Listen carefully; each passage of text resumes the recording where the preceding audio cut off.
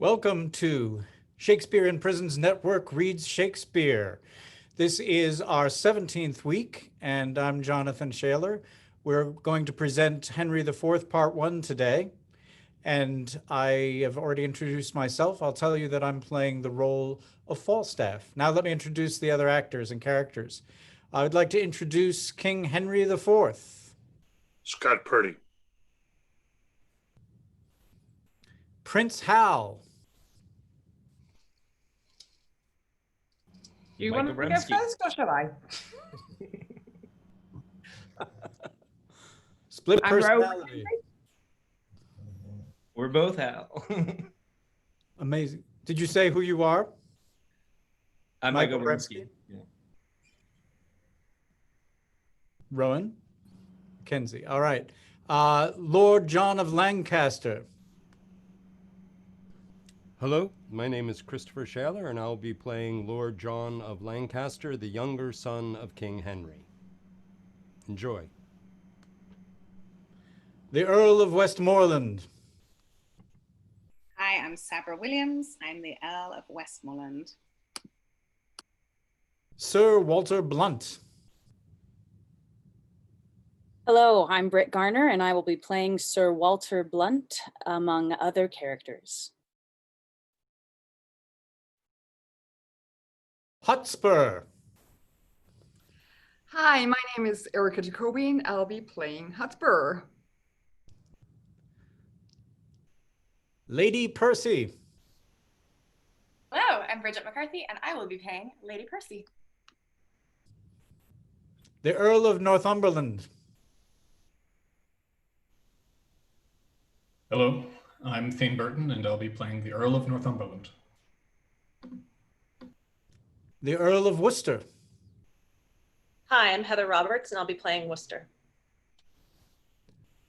Edward Mortimer. Hi, I'm Dylan LaRock, and I will be playing Mortimer. Oh, why don't we have Lady Mortimer come on?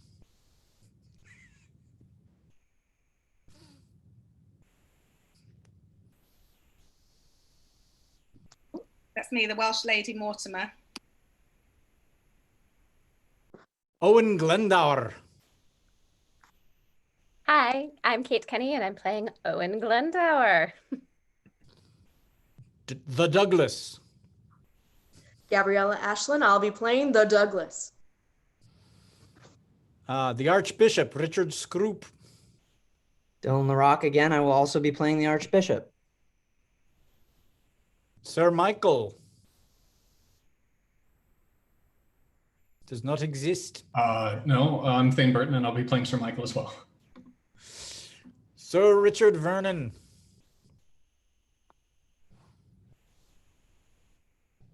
Hi, Kate Kenny, that's me again. Already mentioned myself as Falstaff, and now my gang, Poins. Gabriella Ashland, Ned Poins. Bardolph. Thane Burton, Bardolph. Pito. Dylan LaRock, Pito. Gads Hill.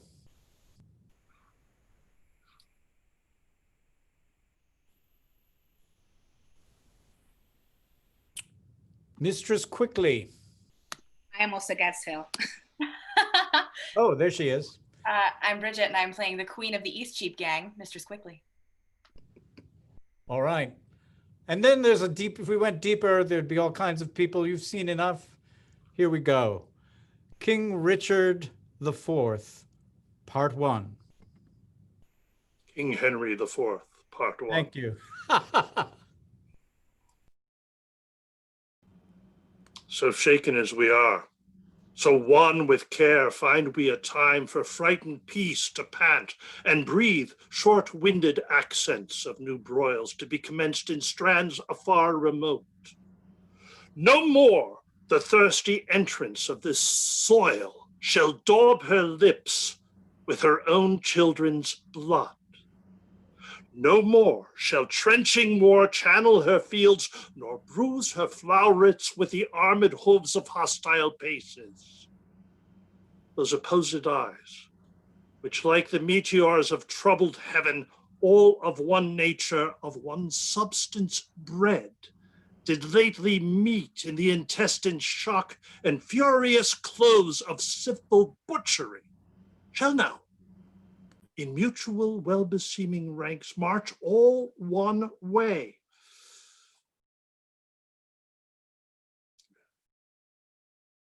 March all one way. And be no more opposed against acquaintance, kindred, and allies. The edge of war, like an ill-sheathed knife, no more shall cut his master. Therefore, friends, as far as to the sepulchre of Christ, whose soldier now under whose blessed cross we are impressed and engaged to fight, forthwith a power of English shall we levy, whose arms were molded in their mother's womb to chase these pagans in those holy fields, over whose acres walked those blessed feet, which 1400 years ago were nailed for our advantage on the bitter cross. But this our purpose now is 12-month old, and bootless 'tis to tell you we will go. Therefore, we meet not now. Then let me hear of you, my gentle cousin Westmoreland, what yesternight our council did decree in forwarding this dear expedience. My liege, this haste was hot in question, and many limits of the charge set down, but yesternight, when all athwart there came a post from Wales, loaden with heavy news, whose worst was that the noble Mortimer, leading the men of Hereford to fight against the irregular and wild Glendower, was by the rude hands of that Welshman taken, 1,000 of his people butchered, upon whose dead corpse there was such misuse, such beastly, shameless transformation by those Welsh women done, as may not be without much shame retold or spoke of. It seems then that the tidings of this broil break off our business for the Holy Land. This matched with other did, my gracious lord, for more uneven and unwelcome news came from the north, and thus it did import. On Holy Rood Day, the gallant Hotspur there, young Harry Percy, and brave Archibald, that ever valiant and approved Scot, at Holmdon met, where they did spend a sad and bloody hour, and by discharge of their artillery and shape of likelihood, the news was told, for he that brought them, in the very heat and pride of their contention, did take horse, uncertain of the issue any way. Here is a dear, a true industrious friend, Sir Walter Blunt, new lighted from his horse, stained with the variation of each soil betwixt the Holmedon and this seat of ours. And he hath brought us smooth and welcome news. The Earl of Douglas is discomfited. 10,000 bold Scots, 22 knights balked in their own blood, did Sir Walter see on Holmedon's plain. Of prisoners, Hotspur took Mordrake, Earl of Fife, and eldest son to beaten Douglas, and the Earl of Athol, of Murray, Angus, and Menteith. And is not this an honorable spoil, a gallant prize? My cousin, is it not? In faith, it is a conquest for a prince to boast of. Yea, there thou makest me sad and makest me sin and envy that my Lord Northumberland should be the father of so blessed a son who is the theme of honor's tongue amongst a grove of the very straightest plant, who is sweet fortune's minion and her pride, whilst I,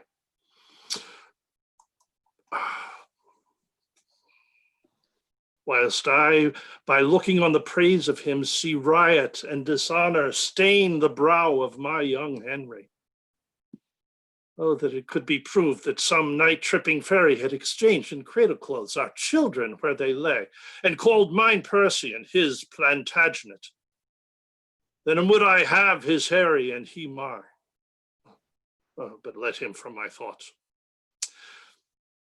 What think you, cousin, of this young Percy's pride? The prisoners which he in this adventure hath surprised to his own use he keeps, and sends me word I shall have none but Mordrake, Earl of Fife.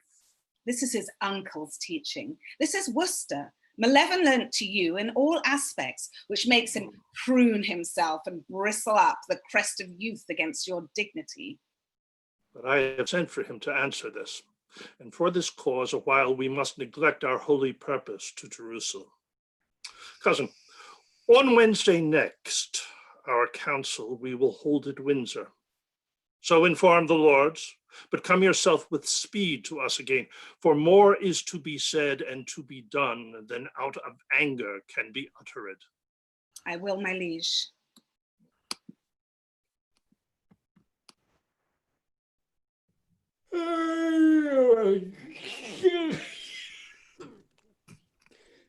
Now, what time of day is it, Hal? Thou art so fat-witted with drinking of old sack. And unbuttoning thee after supper. And sleeping upon benches afternoon. That thou hast forgotten to demand that truly, which thou wouldst truly know. What a devil hast thou to do with the time of the day? Unless ours were cups of sack. And minute capons. And clocks the tongues of bawds. And dials the signs of leaping houses. And the blessed sun himself, a fair hot wench in flame-colored taffeta. I see no reason why thou should be so superfluous to demand the time of the day. Indeed. You come near me now, Hal, for we that take purses go by the moon and the 7 stars, and not by Phoebus, see that wandering night so fair. And I prithee, sweet wag, when thou art king, as God save thy grace, majesty, I should say, for grace thou wilt have none. What, none? No, by my troth, not so much as will serve to be prologue to an egg and butter. Well, how then? Come, roundly. Marry then, sweet wag, when thou art king, let us not that are squires of the night be called thieves of the day's beauty. Let us be Diana's foresters, gentlemen of the shade, minions of the moon. And let men say we be men of good government, being governed, as the sea is, by our noble and chaste mistress the moon, under whose countenance we steal. Thou sayest well, and it holds well too, for the fortune of us that are the moon's men doth ebb and flow like the sea, being governed, as the sea is, by the moon. As for proof now, a purse of gold most resolutely snatched on Monday night, most dissolutely spent on Tuesday morning, got with swearing lay by, and spent with crying bring in. Now in as low an ebb as the foot of the ladder, and by in as high a flow as the ridge of the gallows. By the Lord, thou sayest true, lad. And is not my hostess of the tavern a most sweet wench? As the honey of Hybla, my old lad of the castle. And is not a buff jerkin a most sweet robe of durance? Oh, how now, mad wag, what, in thy quips and thy quiddities? What a plague have I to do with a buff jerkin? Why, what a pox have I to do with my hostess of the tavern? Well, thou hast called her to a reckoning many a time and oft. Did I ever call for thee to pay thy part? No, I'll give thee thy due. I've paid all there. Yea, and elsewhere, as far as my coin would stretch. And where it would not, I have used my credit. Yea, and so used it that were it not here apparent that thou art heir apparent. But I prithee, sweet wag, shall there be gallows standing in England when thou art king? And resolution thus fubbed as it is with a rusty curb of old Father Antic, the law. Do not thou, when thou art king, hang a thief. No, thou shalt. Shall I? Oh, rare. By the Lord, I'll be a brave judge. Thou judgest false already. I mean, thou shalt have the hanging of the thieves. And so become a rare hangman. Well, how? Well, in some sort it jumps with my humor as well as waiting in the court, I can tell you. For obtaining of suits? Yea, for obtaining of suits, whereof the hangman hath no lean wardrobe. Sblood, I am as melancholy as a gib cat or a lugged bear. Or an old lion, or a lover's lute. Yea, or the drone of a Lincolnshire bagpipe. What sayest thou to a hare, or the melancholy of Morditch? Thou hast the most unsavory similes, and art indeed the most comparative, rascaliest. Sweet young prince. But Hal, I prithee, trouble me no more with vanity. I would to God thou and I knew where a commodity of good names were to be bought. An old lord of the council rated me the other day in the street about you, sir, but I marked him not, and yet he talked very wisely. But I regarded him not. And yet he talked wisely, and in the street too. Thou didst well, for wisdom cries out in the streets, and no man regards it. Oh, thou hast damnable iteration, and not indeed able to corrupt a saint. Thou hast done much harm upon me, Hal. God forgive thee for it. Before I knew thee, Hal, I knew nothing. And now am I, if a man should speak truly, little better than one of the wicked. I must give over this life, and I will give it over. By the Lord, and I do not, I'm a villain. I'll be damned for never a king's son in Christendom. Where should we take a purse tomorrow, Jack? Soon's where thou wilt, lad, I'll make one, and do not call me villain and baffle me. I see a good amendment of life in thee, from praying to purse-taking. Why, Hal, 'tis my vocation, Hal. 'Tis no sin for a man to labor in his vocation. Poins! Now shall we know if Gad's Hill have set a match. Oh, if men were to be saved by merit, what a hole in hell were hard enough for him. This is the most omnipotent villain that ever cried stand to a true man. Good morrow, Ned. Good morrow, sweet Hal. What says Monsieur Remorse? What says Sir Jack, Sack and Sugar Jack? How agrees the devil and thee about thy soul, that thou soldest him on Good Friday last for a cup of Madeira and a cold captain's leg? Sir John stands to his word. The devil shall have his bargain, for he was never yet a breaker of proverbs. He will give the devil his due. Then art thou damned for keeping thy word with the devil. Else he'd been damned for cousining the devil. But my lads, tomorrow morning by 4 o'clock, early at Gad's Hill, there are pilgrims going to Canterbury with rich offerings and traders riding to London with fat purses. I have vizards for you all. You have horses for yourselves. Gad's Hill lies tonight in Rochester. I have bespoke supper tomorrow night at Eastcheap. We may do it as secure as sleep. If you will go, I will stuff your purses full of crowns. If you will not, tarry home and be hanged. Hear you, Edward? If I tarry at home and go not, I'll hang you for going. Oh, you will, chaps. How? Wilt thou make one? Who? I, Rob? I, a thief? Not I. By my faith. There's neither honesty, manhood, nor good fellowship in thee, nor thou camest not of the blood royal, if thou darest not stand for 10 shillings. Well then, once in my days, I'll be a madcap. Why, that's well said. Well, come what will, I'll tarry at home. By the Lord, I'll be a traitor when thou art king. I cannot. Sir John, I prithee leave the prince and me alone. I will lay him down such reasons for this adventure that he will go on, that he shall go. Well, God give ye the spirit of persuasion and him the ears of profiting, that what thou speakst may move, and what he hears may be believed. That the true prince may, for recreation's sake, prove a false thief, for the poor abuses of the time want countenance. Farewell. Ye shall find me in Eastcheap. Farewell, thou latter spring. Farewell, all Hallows summer. Now, my good, sweet honey lord, ride with us tomorrow. I have a jest to execute that I cannot manage alone. Falstaff, Peto, Bardolph, and Gad's Hill shall rob those men that we have already waylaid. Yourself and I will not be there. And when they have the booty, if you and I do not rob them, cut this head off from my shoulders. How shall we part with them in setting forth? Why, we will set forth before or after them and appoint them a place of meeting wherein it is at our pleasure to fail. And then will they adventure upon the exploit themselves, which they shall have no sooner achieved, but will set up upon them. Yeah, but 'tis like that they will know us by our horses.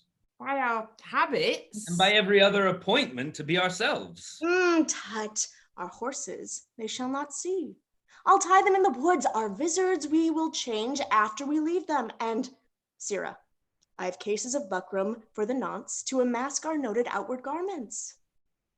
Yay, but I doubt they'll be too hard for us.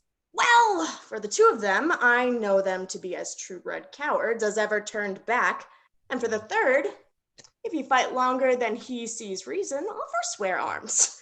The virtue of this jest will be the incomprehensible lies that this same fat rogue will tell us when we meet at supper. How 30 at least he fought with, what wards, what blows, what extremities he endured, and in the reproof of this lives the jest. Well, I'll go with thee. Provide us all things necessary and meet me tomorrow night in Eastcheap. They're all sup. Farewell. Farewell, my lord. I know you all, and all will a while uphold the unyoked humour of your idleness. Yet herein will I imitate the sun, who doth permit the base contagious clouds to smother up his beauty from the world, that, when he pleases again to be himself, being wanted, he may be more wondered at by breaking through the foul and ugly mists of vapours that did seem to strangle him. If all the year were playing holidays, to sport would be as tedious as to work. But when they seldom come, they wished for come. And nothing pleaseth but rare accidents. So when this loose behaviour I throw off, and pay the debt I never promised, by how much better than my word I am? By so much shall I falsify men's hopes, and like bright metal on a sullen ground, reformation glittering o'er my fault shall show more goodly and attract more eyes than that which hath no foil to set it off. I'll so offend to make offence a skill, redeeming time when men think least I will.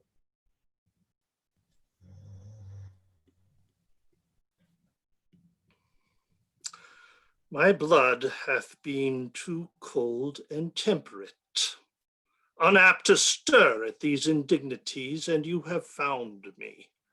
For accordingly you tread upon my patience.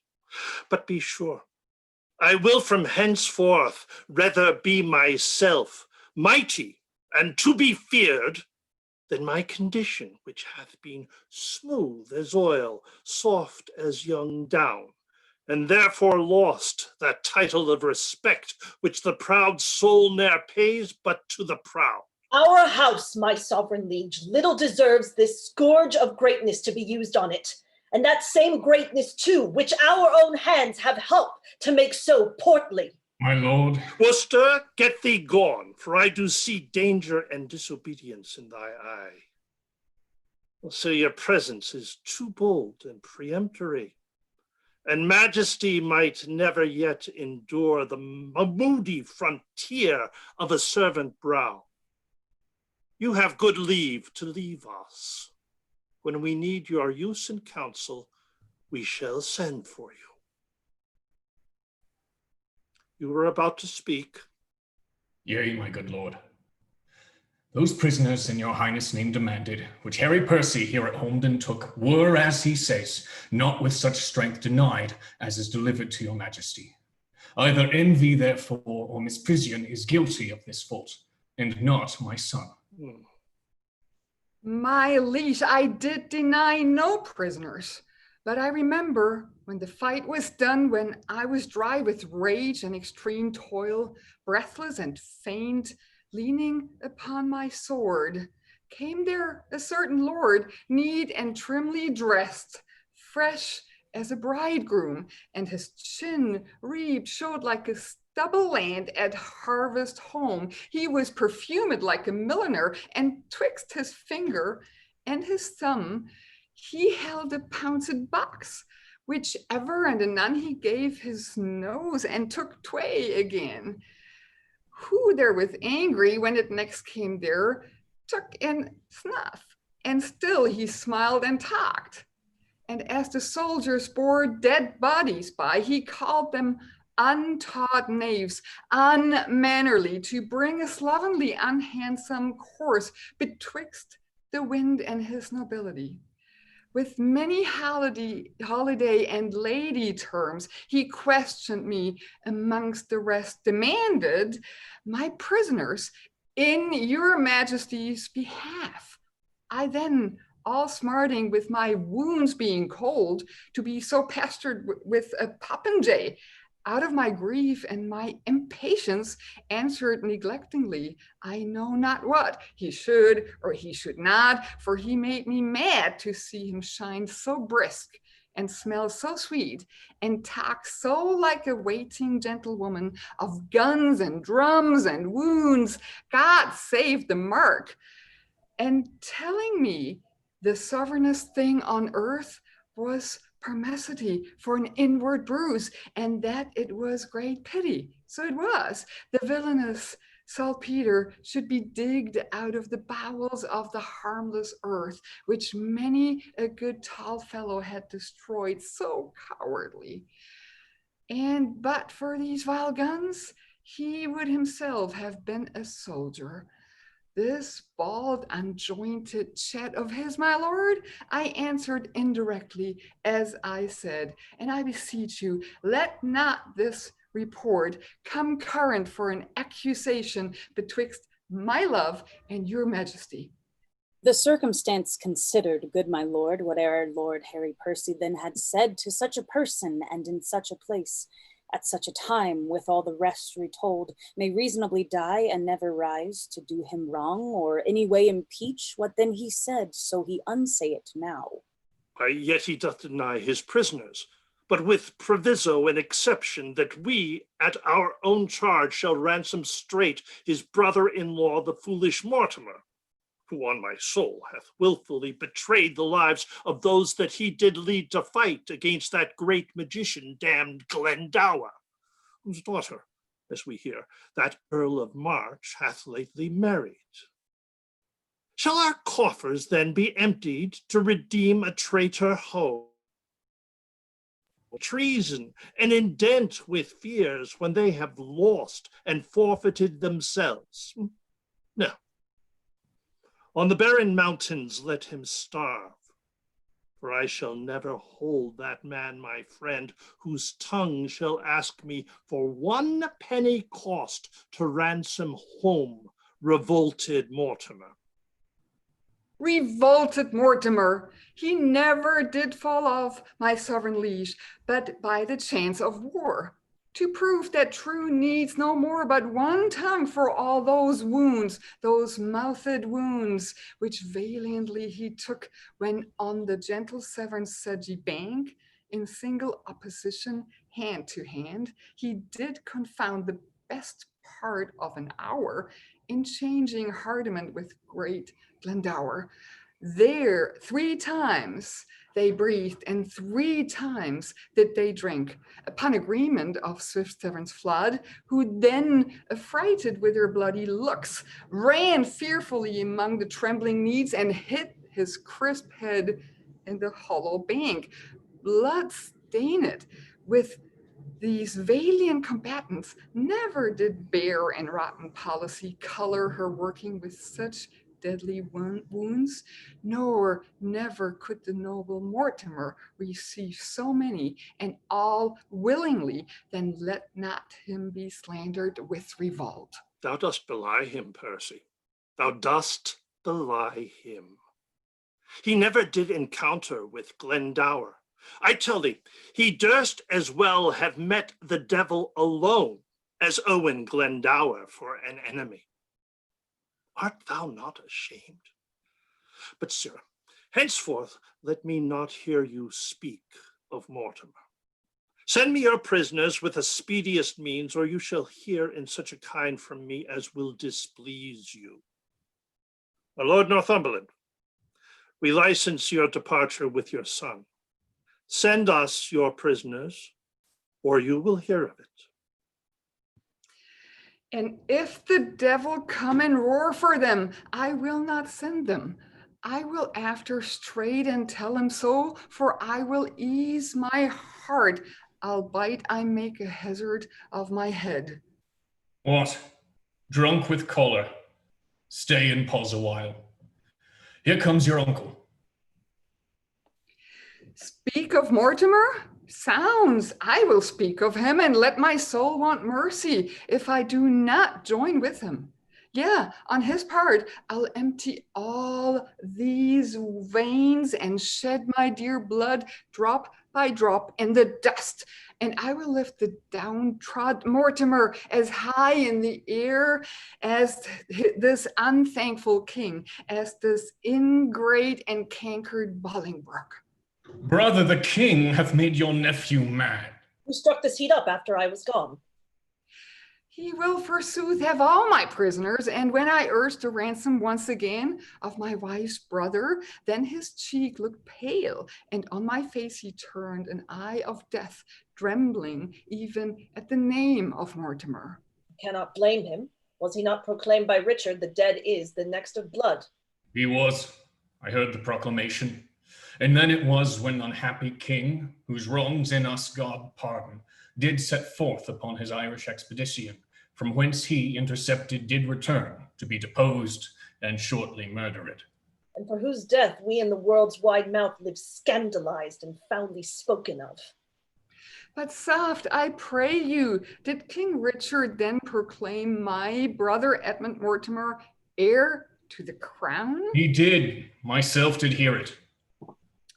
Nay then, I cannot blame his cousin king that wished him on the barren mountains starve, but shall it be that you that set the crown upon his head of this forgetful man, and for his sake were the detested blot of murderous supernation? Shall it be that you a world of curses undergo, being the agent or base second means, the courts, the ladder, or the hangman rather?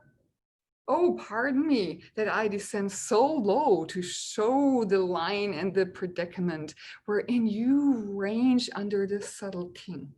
Shall it for shame be spoken in these days, or fill up chronicles in time to come, that men of your nobility and power did gauge them both in an unjust behalf, as you both, God pardon it, have done? To put down Richard, that sweet, lovely rose, and plant this thorn, this canker, Bolingbroke? And shall it in more shame be further spoken that you are fooled, discarded, and shook off by him for whom these shames you underwent? No, yet time serves wherein you may redeem your banished honors and restore yourselves into the good thoughts of the world again. Revenge the jeering and disdain, contempt of this proud king, who studies day and night to answer all the debt he owes to you, even with the bloody payment of your death. Therefore I say, Peace, cousin, say no more. And now I will unclasp a secret book, and to your quick conceiving discontents, I'll read you matter deep and dangerous, as full of peril and adventurous spirit as to o'erwalk a current roaring loud on the unsteadfast footing of a spear. if he fall in, good night, or sink or swim. Send danger from the east unto the west, so honor cross it from the north to the south, and let them grapple. All the blood more steers to rouse a lion than start a hare. Imagination of some great exploit drives him beyond the bounds of patience. By heaven, methinks it were an easy leap to plug bright honor from the pale-faced moon, or dive into the bottom of the deep, where Fethemline could never touch the ground, and plug up drowned honor by the locks. So he that doth redeem her thence might wear without carivel all her dignities, but out upon this half-faced fellowship. He apprehends a world of figures here, but not the form of what he should attend. Good cousin, give me audience a while. I cry you mercy. Those same noble Scots that are your prisoners. I'll keep them all. By God, he shall not have a Scot of them. No, if a Scot would save his soul, he shall not. I'll keep them by his hand. By You start away. And lend no ear unto my purposes. Those prisoners you shall keep. Nay, I will, that's flat. He said he would not ransom Mortimer, forbade my tongue to speak of Mortimer, but I will find him when he lies asleep, and in his ear I'll hollow, Mortimer. Nay, I'll have a starling, shall be taught to speak nothing but Mortimer, and give it him to keep his anger still in motion. Hear you, cousin, a word. All studies here I solemnly defy, save how to gall and pinch this Bolingbroke, and that same sword and buckler Prince of Wales, but that I think his father loves him not, and would be glad he met with some mischance, I would have him poisoned with a pot of ale. Farewell, kinsman. I'll talk to you when you are better tempered to attend. Why, what a wasp-stung and impatient fool art thou to break into this woman's mood, tying thine ear to no tongue but thine own. Why, look you, I'm whipped and scourged with rods, nettled and stung with pismires. When I hear of this vile politician, Bolingbroke, in Richard's time, what do you call the place? A plague upon it? It is in Gloucestershire. 'Twas where the madcap Duke his uncle kept his uncle York, where I first bowed my knee unto this king of smiles, this Bolingbroke. 'Sblood when you and he came back from Ravensport. At Berkeley Castle. You say true. Why, what a candy deal of courtesy this fawning greyhound then did proffer me. Look, when his infant fortune came to age, and gentle Harry Percy and kind cousin. Oh, the devil take such cousiners. God forgive me. Good uncle, tell your tale. I've done. Nay, if you have not, to it again. We will stay at your leisure. I have done, I faith. Then once more to your Scottish prisoners. Deliver them up without their ransom straight, and make the Douglas son your own lien for powers in Scotland, which, for divers reasons, which I shall send you written, be assured, will easily be granted. You, my lord, your son in Scotland being thus employed, shall secretly into the bosom creep of that same noble prelate, well beloved, the Archbishop. Of York, is not? True, who bears hard his brother's death at Bristol, the Lord Scroope. I speak not this in estimation, as what I think might be, but what I know is ruminated, plotted, and set down, and only stays but to behold the face of that occasion that shall bring it on. I smell it. Upon my life, it will do well. Before the game is afoot, thou still lett'st slip. Why? It cannot choose but be a noble plot, and then the power of Scotland and of York to join with Mortimer, huh? And so they shall. In faith, it is exceedingly well aimed. And 'tis no little reason bids us speed to save our heads by raising of a head.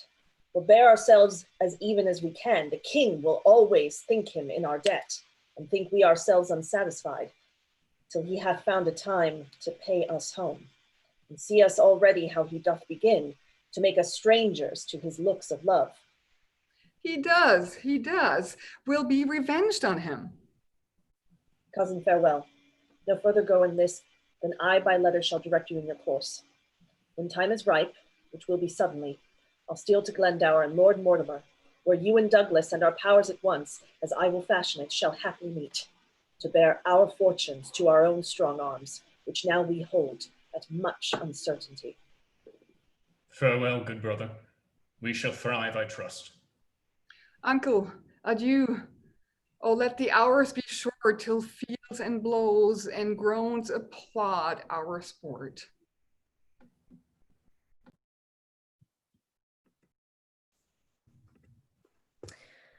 Hey ho! And if be not forward by the day, I'll be hanged. Charles's wain is over the new chimney, and yet our horse not packed. What? Ostler! Anon! I prithee, Tom, beat cut saddle. Put a few flocks in the point. Poor jade is wrung in the withers out of Alsace. Bees and beans are as dank here as a dog, and that is the next way to give poor Jades the box. This house is turned upside down since Robin Ostler died. Poor fellow never joyed since the price of oats rose. It was the death of him. I think this be the most villainous house in all of London. Road for fleas. I am stung like a tench. Like a tench? By the mass, there is ne'er a king Christian could be better bit than I have been since the first cock. Why, they will allow us near Jordan. And then we leak in your chimney, and you chamberlain breeds fleas like a loach. What? Ostler, come away and be hanged. Come away. I have a gammon of bacon and 2 races of ginger to be delivered as far as Charing Cross. God's body, the turkeys in my pannier are quite starved. What? Ostler! Plague on thee. Hast thou never an eye in thy head? Canst not hear? And 'twere not as good as drink to bring the pate on thee. I am a very villain. Come and be hanged. Hast no faith in thee? Good morrow, carriers. What's the clock? I think it be 2 o'clock. I prithee, lend me thy lantern to see my gelding in the stable. Nay, by God, soft. I know a trick worth 2 of that in faith. I pray thee, lend me thine. I when canst tell. Lend me thy lantern, quoth he. Mary, I'll see thee hanged first. Sirrah carrier, what time do you mean to come to London? Time enough to go to bed with a candle, I warrant thee. Come, neighbor Muggs, we'll call up the gentlemen. They will along with company, for they have great charge. What ho, Chamberlain? At hand, quoth Pickpurse. That's even as fair as at hand, quoth the Chamberlain, for thou variest no more from picking of purses than giving direction doth from labouring. Thou layest the plot how? Good morrow, Master Gadshill. It holds current, that what I told you yesternight. There's a Franklin in the wild of Kent hath brought 300 marks with him in gold. I heard him tell it to one of his company last night at supper. A kind of auditor, one that hath abundance of charge too. God knows what. They are up already and call for eggs and butter. They will away presently. Sirrah, if they meet not with St. Nicholas's clerks, I'll give thee this neck. No, I'll have none of it. I pray thee, keep that for the hangman. For all I know, thou worshipest St. Nicholas as truly as a man of falsehood may. What, talkest thou to me of the hangman? If I hang, I'll make a fat pair of gallows, for if I hang, old Sir John hangs with me, and thou knowest he is no starveling. Tut, there are other Trojans that thou dream'st not of, the which, for sport's sake, are content to do the profession some grace that would, if matters should be looked into, for their own credit's sake, make all whole. I am joined with no footland rakers, no long staff sixpenny strikers, and none of these mad mustachio purple-hued maltworms, but with nobility and tranquility, burgomasters and great onyas, such as can hold in such and will strike sooner than speak, and speak sooner than drink, and drink sooner than pray, and yet zoons, I lie, for they pray continually to their saint, the Commonwealth, or rather, not pray to her, but pray on her, for they ride up and down on her and make their boots. Oh. What? The Commonwealth their boots? Will she hold out water in foul way? She will, she will. Justice hath liquored her. We steal as in a castle, cocksure. We have the receipt of fern seed. We walk invisible. Oh, nay, by my faith, I think you are more beholding to the night than to fern seed for your walking invisible. Give me thy hand. Thou shalt have a share in our purchase, as I am a true man. Nay, rather let me have it, as you are a false thief. No, too. Homo is a common name to all men. Bid the ostler bring my gelding out of the stable. Farewell, you muddy knave. Shelter, shelter! I have removed Falstaff's horse, and he frets like a gum in velvet. And close.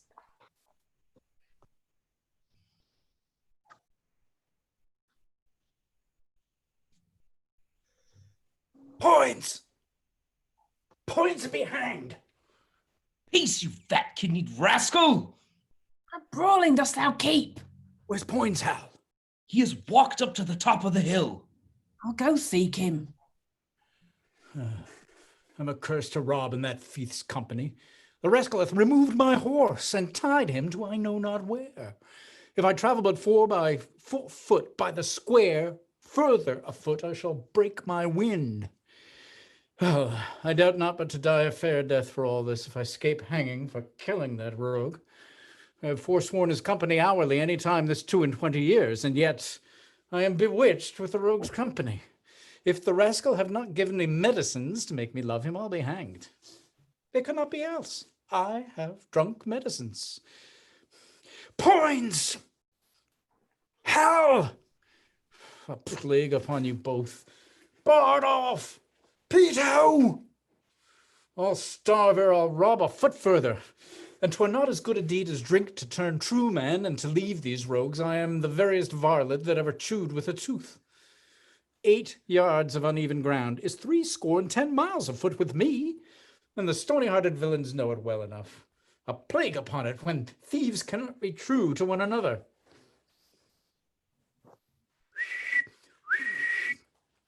A plague upon you all! Give me my horse, you rogues! Give me my horse and be hanged!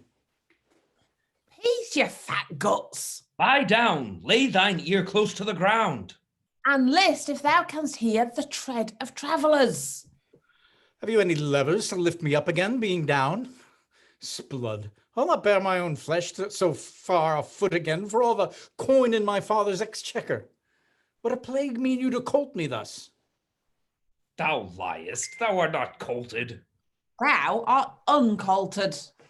I pray the good Prince Hal, help me to my horse, good king's son. Out, you rogue! Shall I be your ostler? Hang thyself in thine own heir-apparent garters. If I be ta'en, I'll peach thee for this. And I have not ballads made on you all, and sung to filthy tunes, let a cup of sack be my poison. When a jest is so forward, and afoot too, I hate it. Stand. So I do, against my will. Oh, 'tis our settler. I know his voice. What news? Case you, on with your vizards. There's money of the king's coming down the hill. 'Tis going to the king's exchequer. Ah, you lie, you rogue. 'Tis going to the king's tavern. Enough to make us all. To be hanged. Sirs, you four shall front them in the narrow lane. Ned Poins and I will take the lower. If they escape from your encounter, then they light on us. How many be there of them? Some 8 or 10. Zoons, will they not rob us? What a coward, Sir John Paunch. Indeed, I am not John of Gaunt, your grandfather, but yet no coward, Hal. Well, we'll leave that to the proof. Sirrah Jack, thy horse stands behind the hedge. Thou needst him, there thou shalt find him. Farewell, and stand fast. Now cannot I strike him if I should be hanged. Ned, where are our disguises? Here, hard by. Stand close. Now, my masters, happy man be his dole, say I. Every man to his business. Come, neighbor, the boys shall lead our horses down the hill. We'll walk afoot a while and ease our legs. Stand! Jesus bless us! Strike! Down with them! Cut the villains! Cut the villains' throats! Ah, horse and caterpillars! Bacon-fed knaves! They hate us, youth! Down with them! Fleece them! We are undone, both we and ours forever. Hang you, gold-bellied knaves! Are you undone? No, you fat chuffs, I would your store were here. On, bacons, on! What, you knaves? Young men must live. Are you grand jurors, are you? We'll jure you, faith. Ha, ha, ha!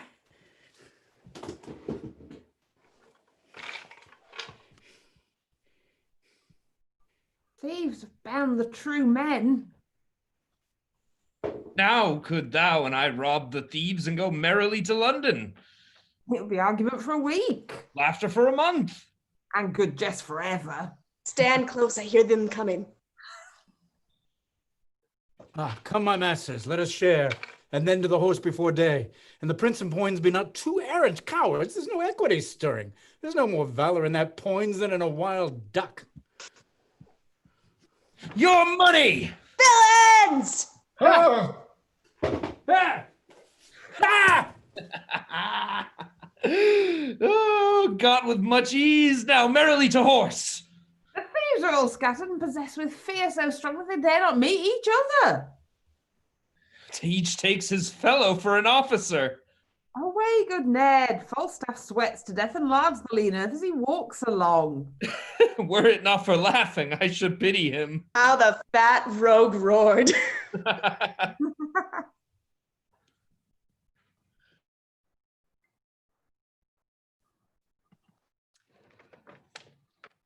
But for my own part, my lord, I could be well contented to be there in respect of the love I bear your house. He could be contented. Why is he not then? In respect of the love he bears our house, he shows in this he loves his own barn better than he loves our house. Let me see some more.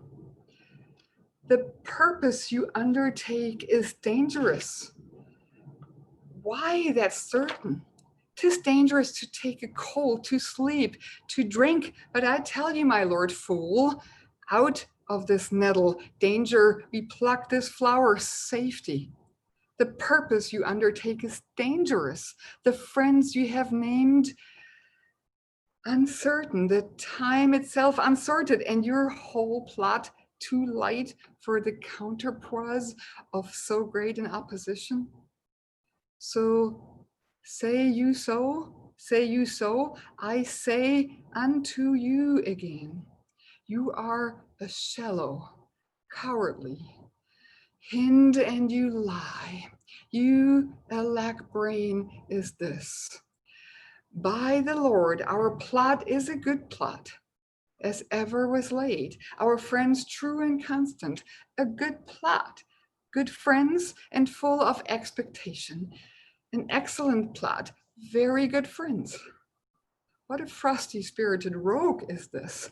Why, my lord of York, commenced to plot and the general course of the action? Sounds, and I were now by this rascal, I could brain him with his lady's fan.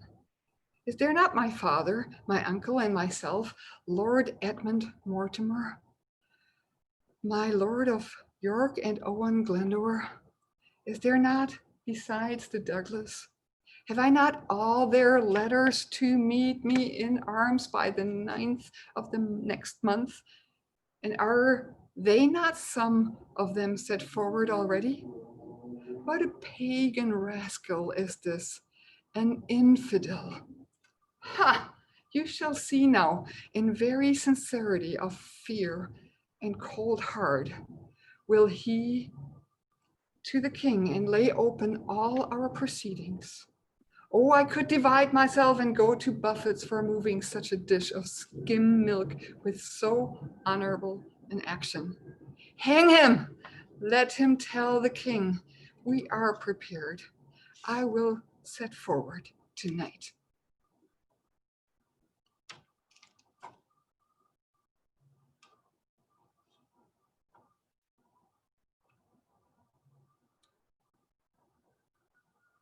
Good my lord, why are you thus alone? For what offense have I this fortnight been banished, woman, from my Harry's bed? Tell me, sweet lord, what is that takes thee from thy sleep, thy stomach, thy pleasure, thy golden sleep? Why dost thou bend thine eyes upon the earth and start so often when thou sitt'st alone? Why hast thou lost the fresh blood in thy cheeks, and given my treasures and rights of thee to thick-eyed musing and cursed melancholy? In thy faint slumbers I have by thee watched and heard the murmurs of tales of iron wars.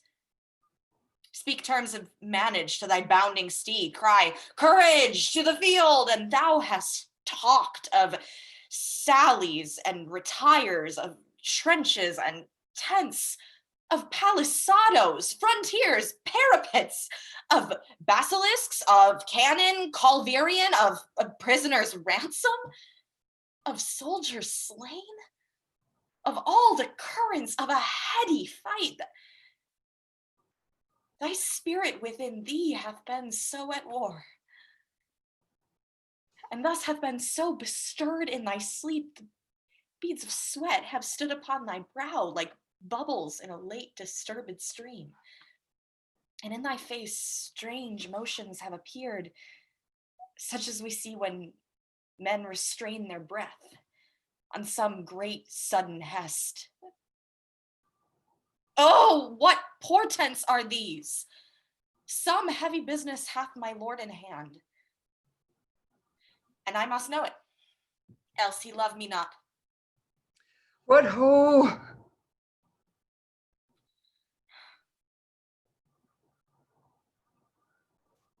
Gilham's with the packet gone. He is my lord an hour ago. Hath Butler brought those horses from the sheriff? One horse, my lord, he brought even now. What horse? A roan, a crop ear, is it not? It is, my lord. That roan shall be my throne. Well, I will back him straight, O Esperance. Bid Butler lead him forth into the park. But did you hear, my lord? What sayest thou, my lady? What is't that carries you away? Why, my horse, my love, my horse. Out, you mad-headed ape. Oh, a weasel hath not such a deal of spleen as you are tossed with. Faith, I'll know your business, Harry. That I will. I fear my brother Mortimer doth stir about his title and hath sent for you to line his enterprise. But if you go, so far afoot, I shall be. Come, you paraquito, answer me directly unto this question that I ask. If faith, I'll break thy little finger, Harry, and if thou wilt not tell me all things true. Away, away, you trifler! Love, I love thee not. Oh. I love thee not. I care not for thee, Kate. This is no world to play with mammoths and to tilt with lips. We must have bloody noses and cracked crowns and pass them current too. Gods, me, my horse. What sayst thou, Kate? What wouldst thou have with me? Do you not love me? Do you not indeed? Well then, do not then, for since you love me not, I will not love myself. Do you not love me? Nay, tell me if you speak in jest or no. Come, wilt thou see my ride? And when I'm a horseback, I will swear I love thee infinitely. But hark you, Kate, I must not have you henceforth question me whither I go, nor reason whereabout. Whether I must. And to conclude, this evening must I leave you, gentle Kate. I know you wise, but yet no farther wise than Harry Percy's wife.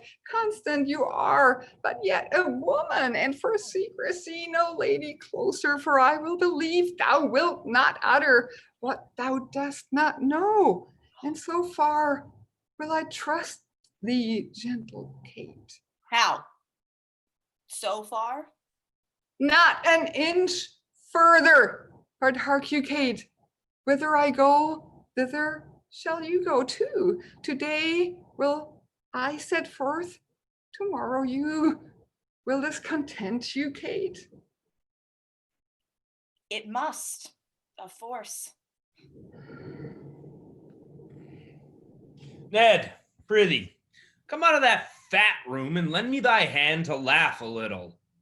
Where's Bindhal? With 3 or 4 loggerheads amongst 3 or 4 score loggerheads. Sounds a very base string of humility. Sirrah, I am sworn brother to a leash of drawers, and can call them all by their Christian names, as Tom, Dick, and Francis. They take it already upon their salvation that though I be but Prince of Wales, yet I am the King of Courtesy. And tell me flatly, I am no proud jack like Falstaff, but a Corinthian, a lad of mettle, a good boy. By the Lord, so they call me. And when I am King of England, I shall command all the good lads in Eastcheap. They call drinking deep, dying scarlet, and when you breathe in your watering, they cry, hem, and bid you blade off. To conclude, I am so good a proficient in 1/4 of an hour that I can drink with any tinker in his own language during my life. I tell thee, Ned, thou hast lost much honour that thou wert not with me in this action. But sweet Ned. To sweeten the name, which name of Ned, I give thee this pennyworth of sugar, clapped even now into my hand by an underskinker. One that never spake other English in his life than 8 shillings and 6pence. And you're welcome with this shrill addition. Anon, sir, score a pint of bastard in the half moon or so. But Ned, to drive away the time till Falstaff come. I prithee, do thou stand in some by-room while I question my puny drawer to what end he gave me the sugar, and do thou never leave calling Francis, that his tale to me may be nothing but anon. Step aside and I'll show thee a precedent. Francis! Thou art perfect. Francis! Anon, sir. Look down into the pomegranate, Ralph. Come hither, Francis. My lord. How long hast thou to serve, Francis? Forsooth, 5 years, and is Francis! not... Anon, sir. 5 year? By Our Lady, a long lease for the clinking of pewter. But Francis, darest thou be so valiant as to play the coward with thy indenture and show it a fair pair of heels and run from it? Oh, Lord, sir, I'll be sworn upon all the books in England I could find in my Francis! Anon, sir. How old art thou, Francis? Let me see. About Michaelmas next. Francis! Anon, sir. Pray stay a little, my lord. Nay, but hark you, Francis, for the sugar thou gavest me, 'twas a pennyworth, was it not? Oh, Lord, I would it had been too. I will give thee for it £1,000. Ask me when thou wilt, and thou shalt have it. Francis! Anon. Anon, Francis? No, Francis, but tomorrow, Francis, or Francis of Thursday, or indeed Francis when thou wilt. But Francis... My lord? Wilt thou rob this leather jerkin, crystal button, not pated, agate ring, puke, stocking, caddis garter, smooth tongue, Spanish pouch? Oh, Lord, sir, what do you mean? Why then, your brown bastard is your only drink. For look you, Francis, your white canvas doublet will sully. Barbary, sir, it cannot come to so much. What, sir? Francis! Away, you rogue! Dost thou not hear them call? What? Standst thou still and hearest such a calling? Look to the guests within. My lord, old Sir John with half a dozen more are at the door. Shall I let them in? Let them alone a while, and then open the door. Points! Anon, sir! Bitter Falstaff and the rest of the thieves are at the door. Shall we be merry? As merry as crickets, my lad. But hark you, what cunning match have you made with this jest of the drawer? Come, what's the issue? I am now of all humans that have showed themselves humans since the old days of Goodman Adam to the pupil age of this present 12 o'clock at midnight. What's o'clock, Francis? Anon, sir. That ever this fellow should have fewer words than a parrot. Yet the son of a woman. His industry is upstairs and downstairs, his eloquence the parcel of a reckoning. I am not yet of Percy's mind, the Hotspur of the north, he that kills me some 6 or 7 dozens of Scots at a breakfast, washes his hands and says to his wife, "Fie upon this quiet life, I want work." "Oh, my sweet Harry," says she, "how many hast thou killed today?" "Give me my roan horse a drench," says he, and answers, "Some 14 an hour after." A trifle. I prithee, call in Falstaff. I'll play Percy, and that damned brunch will play Dame Mortimer, his wife. "Revo," says the drunkard. "Call in Ribs, call in Tallow." Oh, welcome, Jack. Where hast thou been? A plague of all cowards, I say, and a vengeance too. Marrying our men. Give me a cup of sack, boy. Ere I lead this life long, I'll sow nether stocks and mend them and foot them too. A plague of all cowards! Give me a cup of sack, rogue, more! Is there no virtue extant? Didst thou never see Titan kiss a dish of butter? Pitiful hearted Titan, that melted at the sweet tale of the suns? If thou didst, thou beholds that compound. You rogue, there's lime in this sack too. There's nothing but roguery to be found in villainous men, yet a coward is worse than a cup of sack with lime in it. A villainous coward. Go thy ways, old Jack. Die when thou wilt. If manhood, good manhood, be not forgot upon the face of the earth, then I'm a shotten herring. There lives not 3 good men unhanged in England, and one of them is fat and grows old. God help the while. A bad world, I say. I would I were a weaver. I could sing psalms or anything. The plague of all cowards, I say still. How now, Wolfsight, what mutter you? A king's son. If I do not beat thee out of thy kingdom with a dagger of lath and drive all thy subjects afore thee like a flock of wild geese, I'll never wear hair on my face more. You, Prince of Wales. Why, you whoresome round man, what's the matter? Are you not a coward? Answer me to that. And Poins there. Zounds, you fat paunch! And you call me a coward? By the Lord, I'll stab thee. I call thee coward? I'll see thee damned ere I call thee coward, but I would give £1,000 if I could run as fast as thou canst. You are straight enough in the shoulders, you care not who sees your back. Call you that backing of your friends? And a plague upon such backing. Give me them that will face me. Give me a cup of sack. I'm a rogue if I drunk today.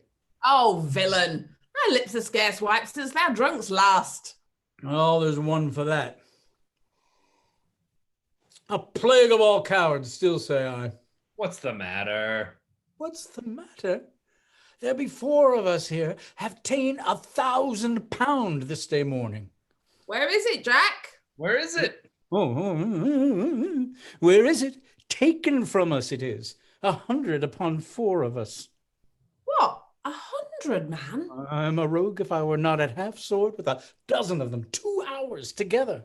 I have escaped by miracle. I am 8 times thrust through the doublet, 4 through the hose, my buckler caught through and through, my sword hacked like a handsaw. Ecce signum! I never dealt better since I was a man. All would not do. A plague of all cowards. Let them speak. If they speak more or less than truth, they are villains and the sons of darkness. Speak, sirs, how was it? We 4 set upon some dozen. 16 at least, my lord. And bound them. No, they were not bound. You rogue, they were bound, every man of them, or I am a Jew else, an Hebrew Jew. As we were sharing, some 6 or 7 fresh men set upon us. And unbound the rest, and then come in the other. Oh, fought you with them all? All? Oh, I know not what you call all, but if I fought not with 50 of them, I am a bunch of radish. If there were not 2 or 3 and 50 upon old poor Jack, then I am no two-legged creature. Pray God you have not murdered some of them. Nay, that's past praying for. I have peppered 2 of them. 2, I am sure I have paid. 2 rogues in buckram suits. I tell thee what, Hal, if I tell thee a lie, spit in my face, call me hoarse. Thou knowest my old ward. Here I lay, and thus I bore my point. 4 rogues in buckram, let drive at me. What, 4? Thou saidst but 2 even now. 4, Hal, I told thee 4. Aye, he said 4. These 4 came all affront, and mainly thrust at me. I made no more ado, but took all their 7 points in my target. Thus. 7? Why, there were but 4 even now. In buckram? Aye, 4 in buckram suits. 7 by these hilts, or I'm a villain else. Prithee, let him alone. We shall have more anon. Dost thou hear me, Jack? Aye, and mark thee too, Jack. Do so, for it is worth a listening to. These 9 in buckram that I told thee of. So 2 more already. Their points being broken. Down fell their hose. Began to give me ground, but I followed me close, came in foot and hand, and with a thought, 7 of the 11 I paid. Oh, monstrous! 11 buckram men, grown out of 2. But, as the devil would have it, 3 misbegotten knaves in Kendal Green came at my back, and let drive at me, for it was so dark, Hal, that thou couldst not see my hand. These lies are like their father that begets them, gross as a mountain, open, palpable. Why, thou clay-brain guts! Thou naughty pated fool! How wholesome! Obscene, greasy, tallow catch! What, art thou mad? Art thou mad? Is not the truth the truth? Why, how couldst thou know these men in Kendal Green when it was so dark thou could not see thy hand? Come, tell us your reason. What sayest thou to this? Come, your reason, Jack, your reason. What, upon compulsion? Soons and I were at the Strapata, where all the racks in the world. I would not tell you on compulsion. Give you a reason on compulsion. If reasons were as pitiful as blackberries, I would give no man a reason upon compulsion, I'll no longer guilty of this sin. Sanguine coward! Bed presser. This horseback brave. This huge hill of flesh. Sblood, you starveling, you elf skin, you dried neat's tongue, you bull's pizzle, you stockfish. Oh, for breath to utter what is like thee, your tailor's yard, your sheath, your boat case, your vile standing cock. Well, breathe a while, and then to it again, and when thou hast tired thyself in base comparisons, hear me speak but this. Mark, Jack. We saw you 4 set on 4, and bound them and were masters of their wealth. Mark now how a plain tale shall put you down. Then did we 2 set on you 4, and with a word outfaced you from your prize, and have it, yea, and can show it you here in the house. And Falstaff, you carried your guts away as nimbly, with as quick dexterity, and roared for mercy, still run and roared as ever I heard Bulkoff. What a slave art thou to hack thy sword as thou hast done, and then say it was in a fight. What trick, what device, what starting hole canst thou now find to hide thee from this open and apparent shame? Come, let's hear, Jack. What trick hast thou now?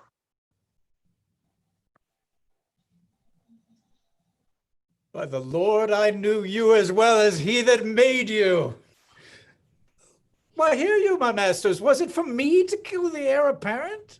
Should I turn upon the true prince? Well, then knowest I am as valiant as Hercules, but beware instinct.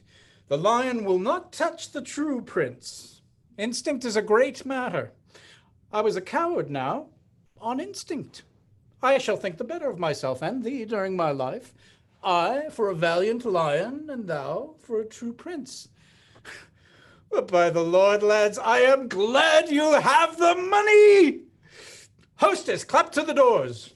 Watch tonight, pray tomorrow. Gallants, lads, boys, hearts of gold, all the titles of good fellowship come to you. What? Shall we be merry? Shall we have a play extempore? Content, and the argument shall be thy running away. Oh, no more of that, Hal, and thou lovest me. Oh, Jesu, my lord the prince. How now, my lady the hostess? What sayest thou to me? Marry, my lord, there is a nobleman of the court at the door would speak with you. He says he comes from your father. Give him as much as will make him a royal man, and send him back again to my mother. Oh, what manner of man is he? Oh, an old man. What doth gravity out of his bed at midnight? Shall I give him his answer? Prithee, do, Jack. Faith, and I'll send him packing. Now, sirs, by a lady, you fought fair. So did you, Peter. And did you, Bardolph. You are lions, too. You ran away upon instinct. You will not touch the true prince. No, fie. Faith, I ran when I saw others run. Faith, tell me now in earnest, how came Falstaff's sword so hacked? Why, he hacked it with his dagger and said he would swear truth out of England, but he would make you believe it was done in fight, and persuaded us to do the like. Yea, and to tickle our noses with speargrass to make them bleed, and then to beslubber our garments with it, and swear it was the blood of true men. I did that I did not this 7 year before. I blushed to hear his monstrous devices. No, villain, thou stolest a cup of sack 18 years ago, and wert taken with the manner, and ever since thou hast blushed extempore. Thou hadst fire and sword on thy side, and yet thou ranst away. What instinct hadst thou for it? My lord, do you see these meteors? Do you behold these exhalations? I do. What think you they portend? Hot livers and cold purses. Choler, my lord, if rightly taken. No, if rightly taken, halter. Here comes Lean Jack, here comes Barebone. How now, my sweet creature of bombast? How long is't go, Jack, that thou sawest thine own knee? Mine own knee? Huh. When I was about thy years, Hal, I was not an eagle's talon in the waist. I could have crept into any alderman's thumb ring. A plague of sighing and grief, it blows a man up like a bladder. There's villainous news abroad. Here was Sir John Bracy from your father. You must to the court in the morning. That same mad fellow of the north, Percy, and he of Wales that gave Amamnon the bastinado, and made Lucifer cuckold, and swore the devil his true liegeman upon the cross of a Welsh hook. What the plague do you call him? Owen Glendower? Owen, the same. And his son-in-law, Mortimer, and old Northumberland, and that sprightly Scot of Scots, Douglas, that runs a horseback up a hill perpendicular. He that rides at high speed and with his pistol kills a sparrow flying? You have hit it. So did he, never the sparrow. Well, that rascal hath good mettle in him. He will not run. Why, what a rascal art thou then to praise him so for running? A horseback, you cuckoo, but afoot he will not budge a foot. Yes, Jack, upon instinct. I grant you, upon instinct. Well, he is there too, and one Mordick, and 1,000 blue caps more. Worcester is stolen away tonight. Thy father's beard is turned white with the news. You may buy land now as cheap as stinking mackerel. Well, then it is like if there come a hot June and this civil buffeting hold, we shall buy maidenheads as they buy hobnails by the hundreds. By the mass, thou sayest true. It is like we shall have good trading that way. But tell me, Hal, art not thou terrible afeard? Thou being heir apparent, could the world pick thee out 3 such enemies again as that fiend Douglas, that spirit Percy, and that devil Glendower? Art not horribly afraid? Doth not thy blood thrill at it? Not a whit, faith. I lack some of thy instinct. Well, that wilt be horribly chid tomorrow when thou comest to thy father. If thou love me, practice an answer. Did I stand for my father and examine me upon the particulars of my life? Ooh, shall I? Content. This chair shall be my state. This dagger, my scepter. And, this cushion, my crown. Thy state is taken for a joined stool, thy golden scepter for a leaden dagger, and thy precious rich crown for a pitiful bald crown. Well, then the fire of grace be not quite out of thee. Now shalt thou be moved. Give me a cup of sack to make my eyes look red, that it may be thought I have wept. For I must speak in passion, and I will do it in King Cambyses' vein. Well, here is my leg. And here is my speech. Stand aside, nobility. Oh, Jesu, this is excellent sport of faith. Weep not, sweet queen, for trickling tears are in vain. Oh, the father, how he holds his countenance. For God's sake, lords, convey my tristful queen, for tears do stop the floodgates of her eyes. Oh, Jesu, he does it like one of those harlotry players that ever I see. Peace, good pint pot, peace, good tickle brain. Harry, I do not only marvel where thou spendest thy time, but also how thou art accompanied.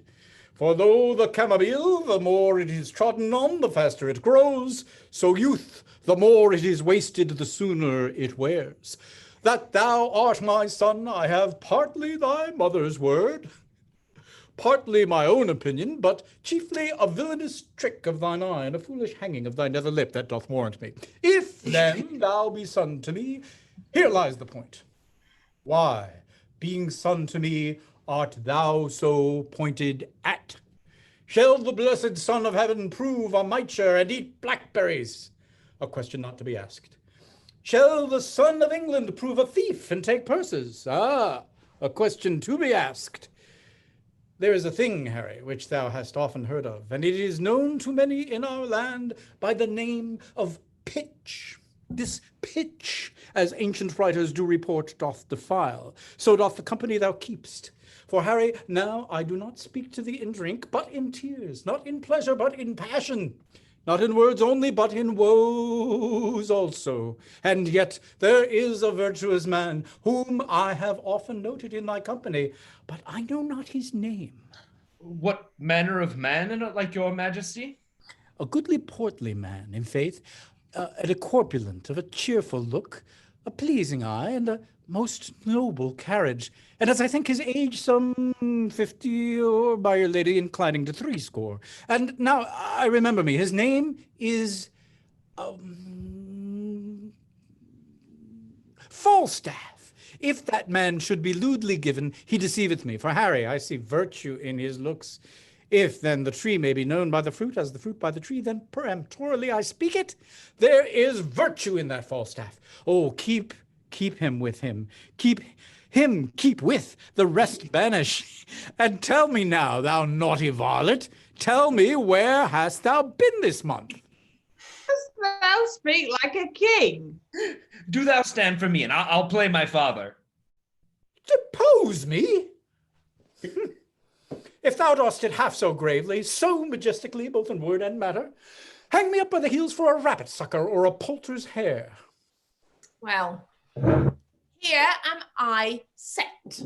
And here I stand. Judge, my masters. Now, Harry, whence come you?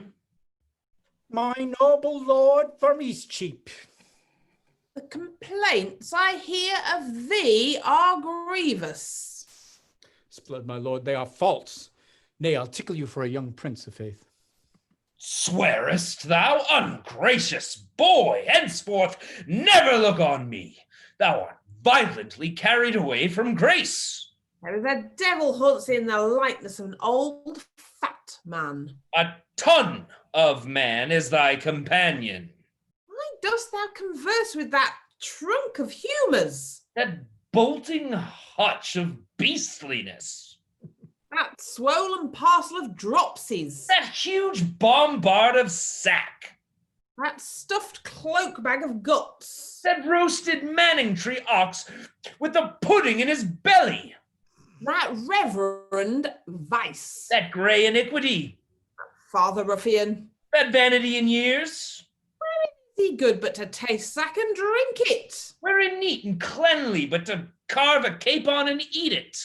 Wearing cunning but in craft. Wearing crafty but in villainy. Wearing villainous but in all things. Wearing worthy but in nothing. I would your grace would take me with you. Who means your grace? That villainous, abominable misleader of youth. Falstaff, that old white-bearded Satan. Oh, my lord, the man I know. I know thou dost. But to say I know more harm in him than in myself were to say more than I know. That he is old, the more the pity.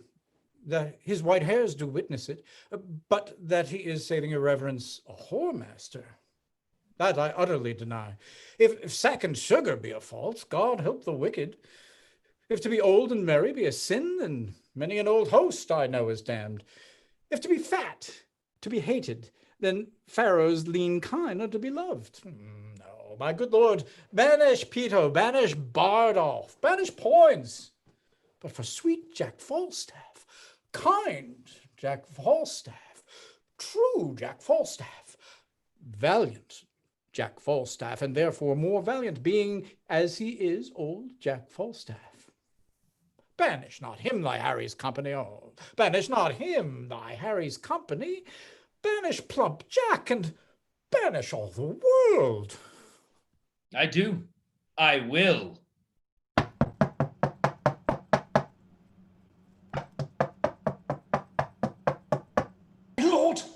My lord, the sheriff with the most monstrous watch is at the door. Out, you rogue! Play out the play! I have much to say in the behalf of that Falstaff. Oh, Jesu, my lord, my lord. Hey, the devil rides upon a fiddlestick. What's the matter? The sheriff and all the watcher at the door, they are come to search the house. Shall I open what? Dost thou hear, Hal? Never call a true piece of gold a counterfeit. Thou art essentially made without seeming so. And thou, a natural coward without instinct. I deny your major. If you will deny the sheriff, so. If not, let him enter. If I become not a card as well as another man, a plague upon my bringing up. I hope I shall be as soon strangled with a halter as another. Go, hide thee behind the arras. The rest walk above. Now, my masters, for a true face and good conscience. Both which I have had, but their date is out, and therefore I'll hide me. Call in the sheriff. Now, Master Sheriff, what is your will with me? First, pardon me, my lord. A hue and cry hath followed certain men unto this house. What men? One of them is well known, my gracious lord. A gross fat man. The man, I do assure you, is not here, for I myself at this time have employed him. And Sheriff, I will engage my word to thee that I will, by tomorrow dinner time, send him to answer thee or any man for anything he shall be charged withal. And so let me entreat you, leave the house. I will, my lord. There are two gentlemen have in this robbery lost 300 marks. It may be so. If he have robbed these men, he shall be answerable. And so, farewell. Good night, my noble lord. I think it is good morrow, is it not? Indeed, my lord. I think it be 2 o'clock. This oily rascal is known as well as Paul's. Go call him forth. Falstaff! Fast asleep behind the arras and snorting like a horse. Hark, how hard he fetches breath. Search his pockets. What hast thou found? Nothing but papers, my lord. Let's see what they be. Read them. Item, a capon, 2 shilling, 2 pence. Item, sauce, 4d. Item, sack, 2 gallons, 5 shilling, 8d. Item, anchovies and sack after supper, 2 shilling, 6d. Item, bread, a halfpenny. Oh, monstrous! But 1 halfpenny worth of bread to this intolerable deal of sack. What there is else, keep close. We'll read it at more advantage. Let him sleep till day. I'll to the court in the morning. We must all to the wars, and thy place shall be honourable. I'll procure this fat rogue a charge of foot, and I know his death will be a march of 12 score. The money shall be paid back again with advantage. Be with me betimes in the morning, and so good morrow, Peter. Good morrow, good my lord.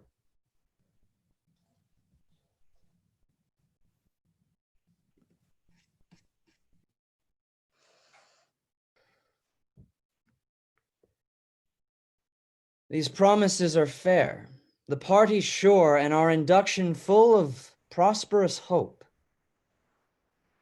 Lord Mortimer and Cousin Glendower, will you sit down? And Uncle Werther, a plague upon it. I have forgot the map. Nope. Here it is. Sit, Cousin Percy. Sit, good Cousin Hotspur, for by that name, as oft as Lancaster doth speak of you, his cheek looks pale, and with a rising sigh he wisheth you in heaven. And you in hell, as oft as he hears Owen Glendower spoke of. I cannot blame him. At my nativity, the front of heaven was full of fiery shapes, of burning cressets, and at my birth, the frame and huge foundation of the earth shaked like a coward.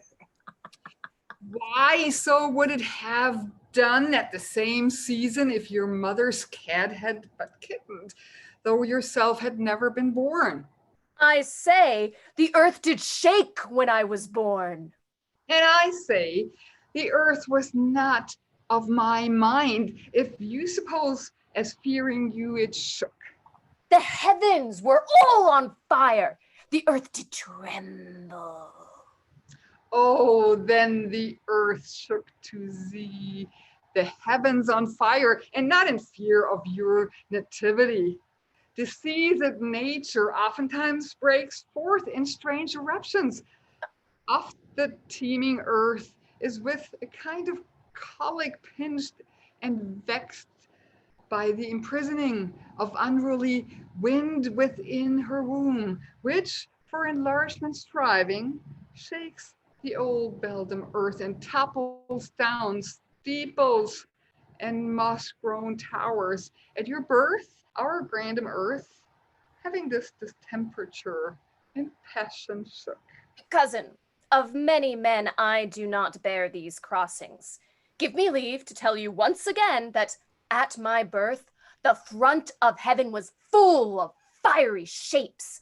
The goats ran from the mountains, and the herds were strangely clamorous to the frighted fields. These signs have marked me extraordinary, and all the courses of my life do show I am not in the role of common men. Where is he living? Clipped in with the sea that chides the banks of England, Scotland, Wales, which calls me pupil, or hath read to me. And bring him out that is but woman's son, can trace me in the tedious ways of art, and hold me pace in deep experiments. I think there's no man speaks better Welsh. I'll to dinner. Peace, Cousin Percy, you will make him mad. I can call spirits from the vasty deep. Why, so can I, or so can any man. But will they come when you do call for them? Why, I can teach you, cousin, to command the devil. And I can teach thee, cuz, to shame the devil by telling truth. Tell truth and shame the devil. If thou have power to raise him, bring him hither, and I'll be sworn I have power to shame him hence.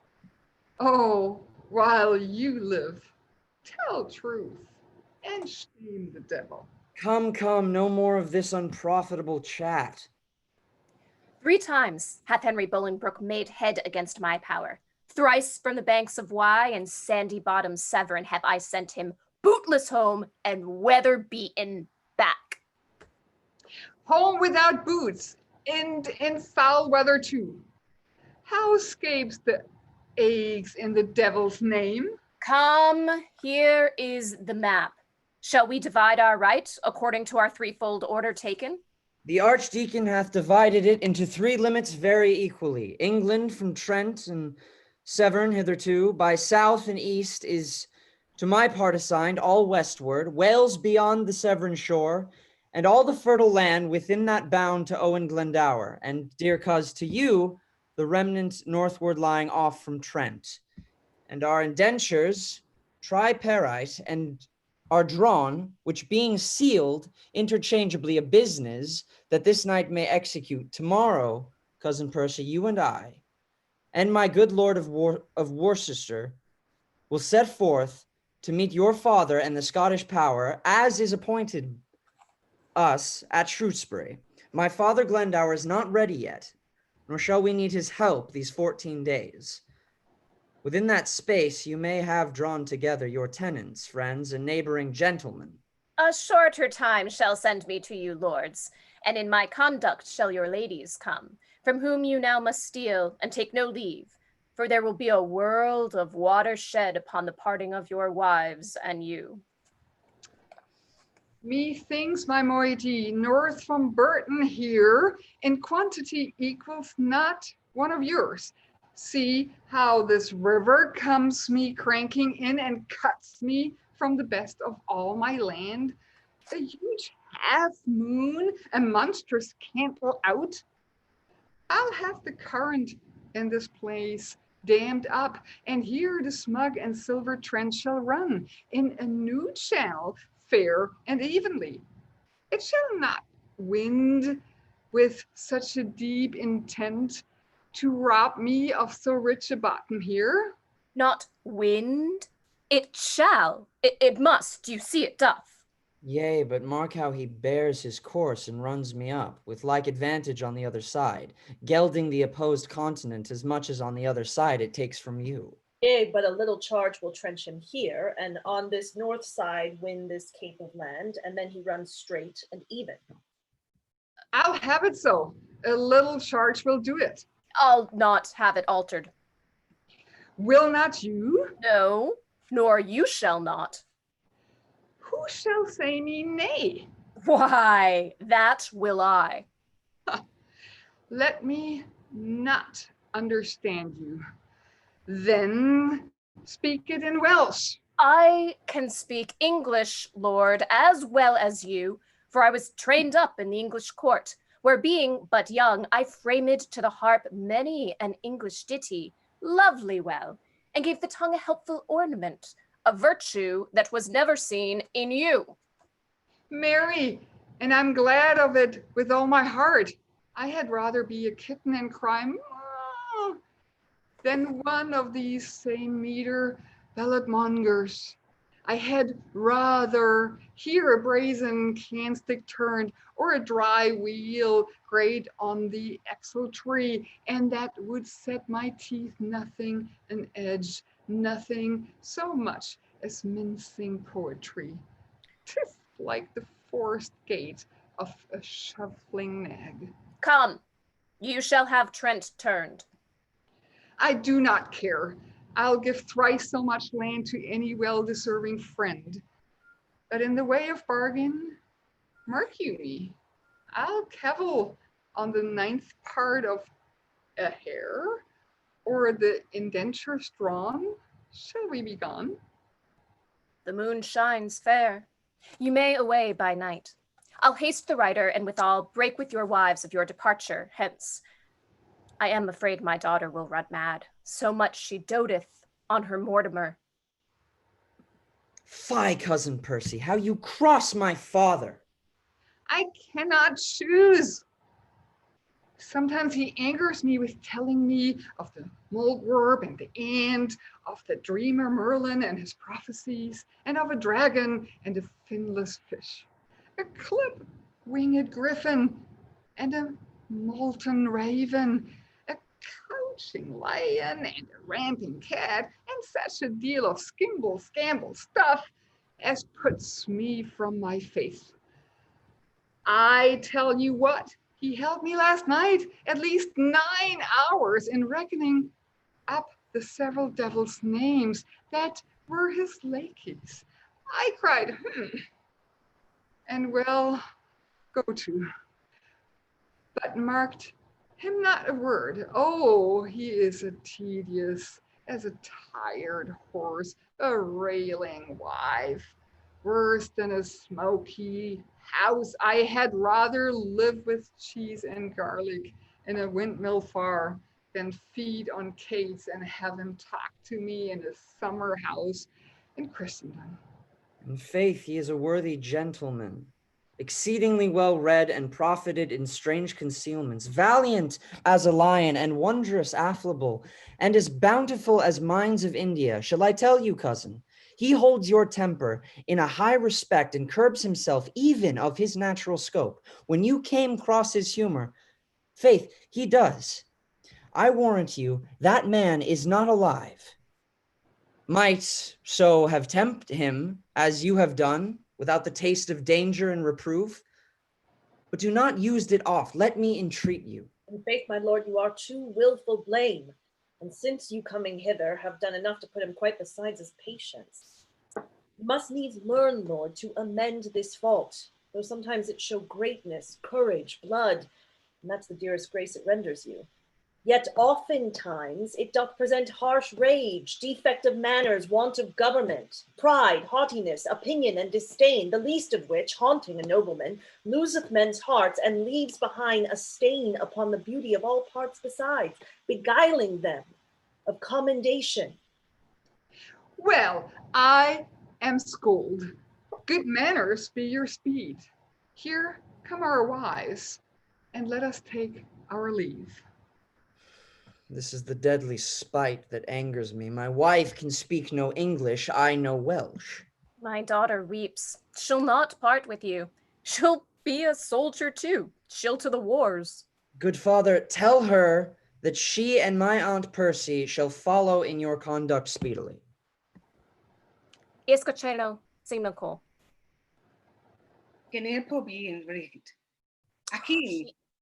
She is desperate here, a peevish, self-willed harlotry, one that no persuasion can do good upon.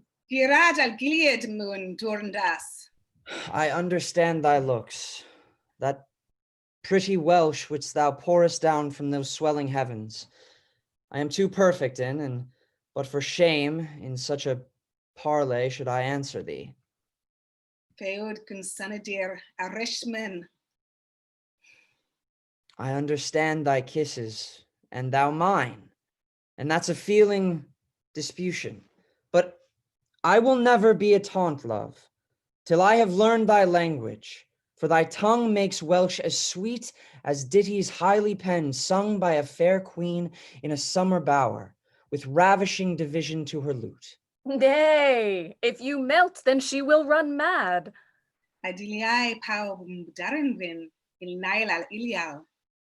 Oh, I am ignorance and self in this. She bids you on the wanton rushes lay you down and rest your gentle head upon her lap. And she will sing the song that pleaseth you, and on your eyelids crown the god of sleep, charming your blood with pleasing heaviness, making such difference twixt wake and sleep, as is the difference betwixt day and night, the hour before the heavenly harness team begins his golden progress in the east. With all my heart I'll sit and hear her sing. By that time will our book, I think, be drawn. Do so. And those musicians that shall play to you hang in the air 1,000 leagues from hence, and straight they shall be here. Sit and attend. Come, Kate, thou art perfect in lying down. Come, quick, quick, that I may lay my head in thy lap. Oh, you giddy goose. Now I perceive the devil understands Welsh, and 'tis no marvel he's so humorous. For lady, He is a good musician. Then should you be nothing but musical, for you are altogether governed by humors. Lie still, you thief, and hear the lady sing in Welsh. I had rather hear Lady my brat howl in Irish. Wilt thou have thy head broken? Nope. Then be still. Neither 'tis the woman's fault. Now God help me. To the Welsh lady's bed. What's that? Peace, she sings. And here power bin, with your hakin, girada gilded, moon urda sahalwa. Come, Kate, I'll have your song too. Not mine, in good sooth. Not yours, in good sooth. Here, hard, you swear, like a comfort maker's wife. Not you, in good sooth. And as true as I live, and as God shall mend me, and as sure a day, and give us such sarcanet surety for thy oaths, as if thou never walkst further than Finsbury. Swear me, Kate, like a lady as thou art, a good mouth-filling oath, and leave in sooth, and such protest of pepper gingerbread to velvet guards and Sunday citizens. Come, sing. I will not sing. 'Tis the next way to turn tailor or be redbreast teacher, and the indentures be drawn. I'll away with these 2 hours, and so come in when you will. Come, come, Lord Mortimer, you are as slow as hot Lord Percy is on fire to go. By this, our book is drawn. We'll but seal, and then to horse immediately. With all my heart.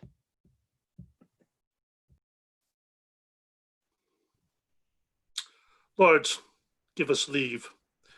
The Prince of Wales and I must have some private conference, but be near at hand, for we shall presently have need of you.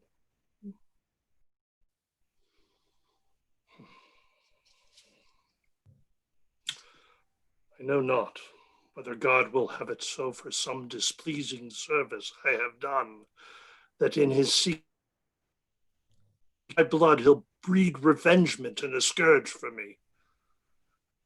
But thou dost, in thy passages of life, make me believe that thou art only marked for the hot vengeance and the rod of heaven to punish my mistreadings. Tell me else. Could such inordinate and low desires, such poor, such bare, such lewd, such mean attempts, such barren pleasures, rude society as thou art matched withal, be grafted to accompany the greatness of thy blood and hold their level with thy princely heart?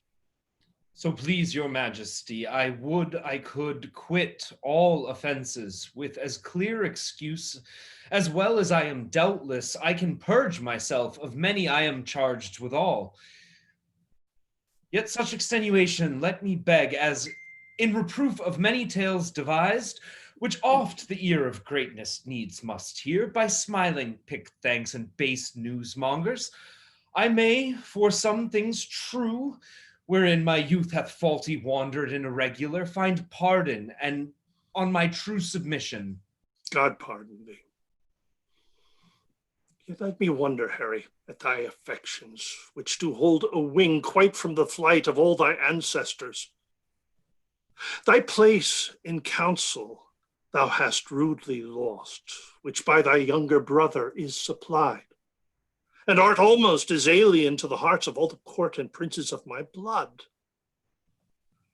The hope and expectation of thy time is ruined, and the soul of every man prophetically do forethink thy fall. Had I so lavish of my presence been, so common hackneyed in the eyes of men, so stale and cheap to vulgar company, opinion, that did help me to the crown had still kept loyal to possession and left me in reputeless banishment, a fellow of no mark nor likelihood.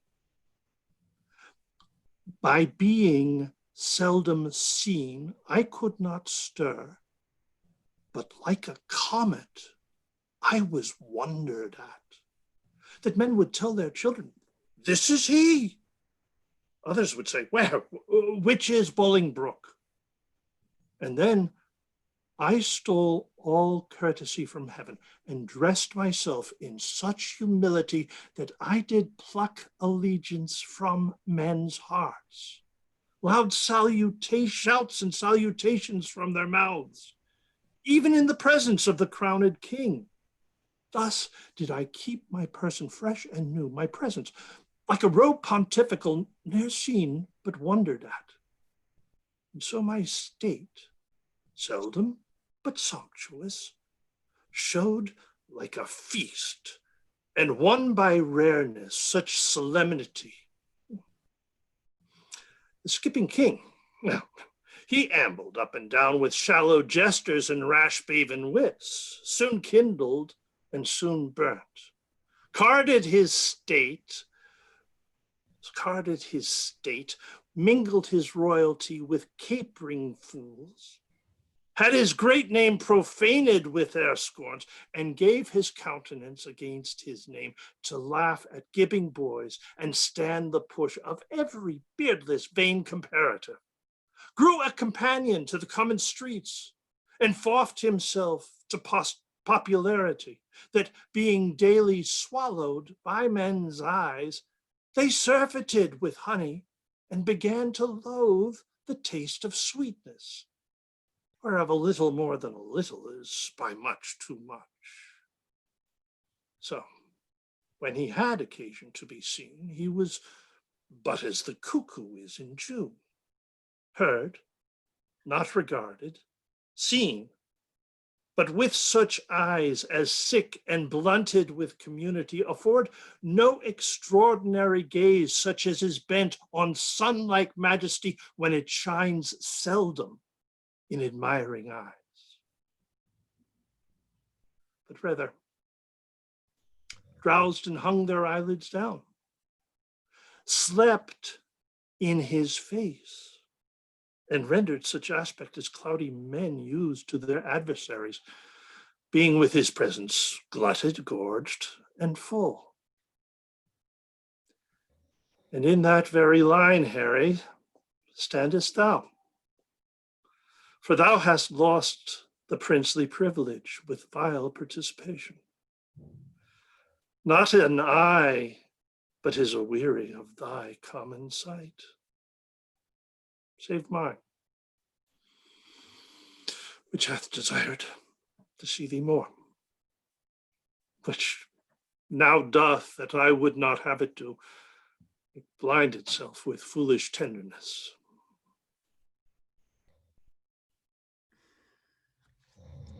I shall hereafter, my thrice gracious lord, be more myself. For all the world. As thou art this to this hour was Richard then, when I from France set foot at Ravensburg. And even as I was then, is Percy now. Now by my scepter and my soul to boot, he hath more worthy interest to the state than thou, the shadow of succession.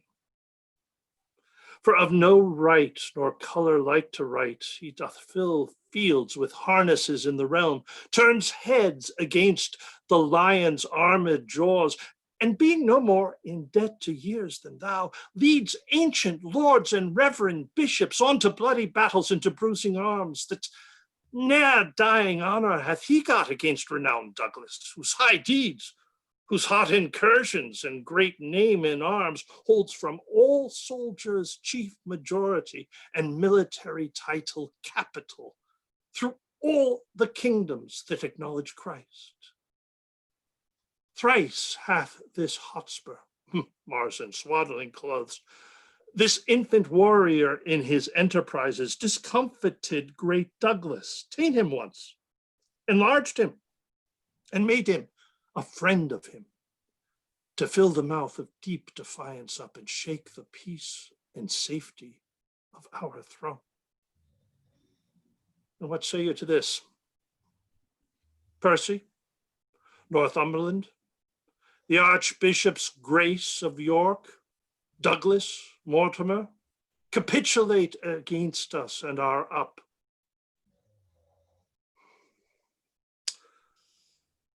Wherefore do I tell these news to thee? Why, Harry, do I tell thee of my foes, which art my nearest and dearest enemy? Thou that art like enough through vassal fear, base inclination, and the start of spleen to fight against me under Percy's pay, to dog his heels and curtsy at his frowns, to show how much thou art degenerate. Do not think so. You shall not find it so. And God forgive them that so much have swayed your majesty's good thoughts away from me.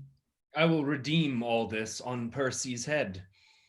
And in the closing of some glorious day, be bold to tell you that I am your son, when I will wear a garment all of blood and stain my favors in a bloody mask, which washed away shall scour my shame with it.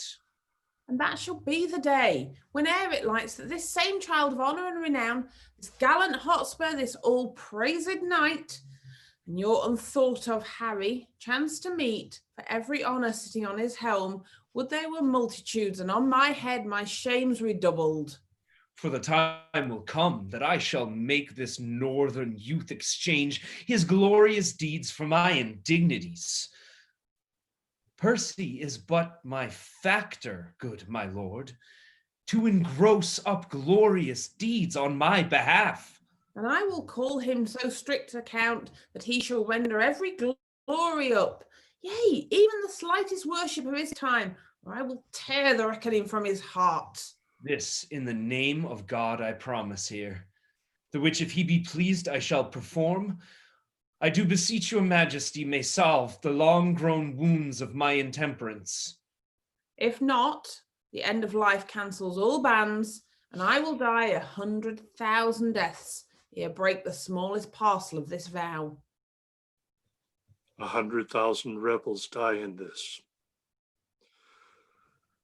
Thou shalt have charge and sovereign trust herein. How now, good Blunt? Thy looks are full of speed. So hath the business that I come to speak of. Lord Mortimer of Scotland hath sent word that Douglas and the English rebels met the 11th of this month at Shrewsbury. A mighty and a fearful head they are, if promises be kept on every hand, as ever offered foul play in a state.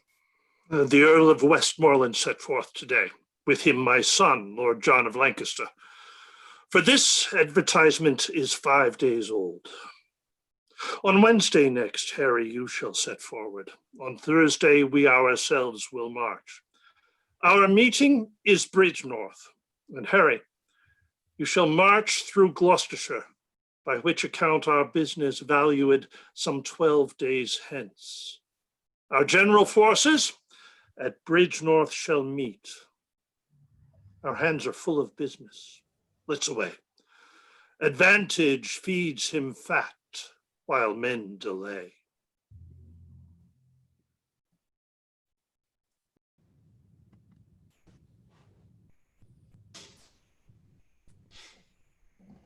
Bardolph, am I not fallen away vilely since this last action? Do I not bate? Do I not dwindle? Why, my skin hangs about me like an old lady's loose gown. I'm withered like an old apple, John. Well, I'll repent, and that suddenly, while I'm in some liking. I shall be out of heart shortly, and then I shall have no strength to repent. I have not forgotten what the inside of a church is made of. I am a peppercorn, a brewer's horse. The inside of a church, company, villainous company hath been the spoil of me. Sir John, you are so fretful you cannot live long. Why, there is it. Come, sing me a bawdy song, make me merry. I was as virtuously given as a gentleman need to be. Virtuous enough, swore little, dice not above 7 times a week, went to a bawdy house not above once in a quarter of an hour, paid money that I borrowed 3 or 4 times, lived well and in good compass, and now I live all out of order, out of all compass.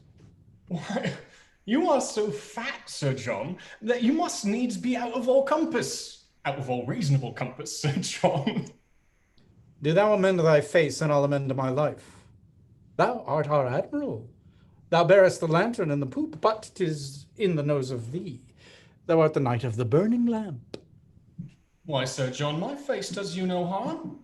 No, I'll be sworn I'll make as good use of it as many a man doth of a death's head or a memento mori.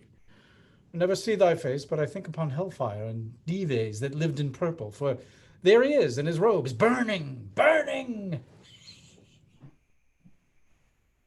If thou wert any way given to virtue, I would swear by thy face. My oath should be, by this fire, that's God's angel. But thou art altogether given over, and wert indeed, but for the light in thy face, the son of utter darkness. When thou ranst up Gad's hill in the night to catch thy horse, my horse, if I did not think thou hadst been an ignis fatuus, or a ball of wildfire, there's no purchase of money.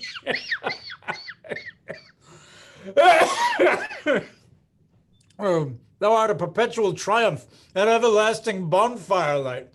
Thou hast saved me 1,000 marks and links and torches, walking with thee in the night betwixt tavern and tavern. But the sack that thou hast drunk me would have bought me lights as good cheap at the dearest chandler's in Europe. I have maintained that salamander of yours with fire any time this 32 years. God reward me for it. 'Tis blood. I would my face were in your belly. God of mercy, so should I be sure to be heartburned. Oh, how now? Dame Partlet the hen. Have you inquired yet who picked my pocket? Oh, why, Sir John? What do you think? Sir John? Do you think I keep thieves in my house? I have searched. I have inquired, and so has my husband, man by man, boy by boy, servant by servant. The tithe of a hair was never lost in my house before. You lie, hostess. Bardolph was shaved and lost many a hair, and I'll be sworn my pocket was picked. Go to, you are a woman, go. Who? I? No. I defy thee.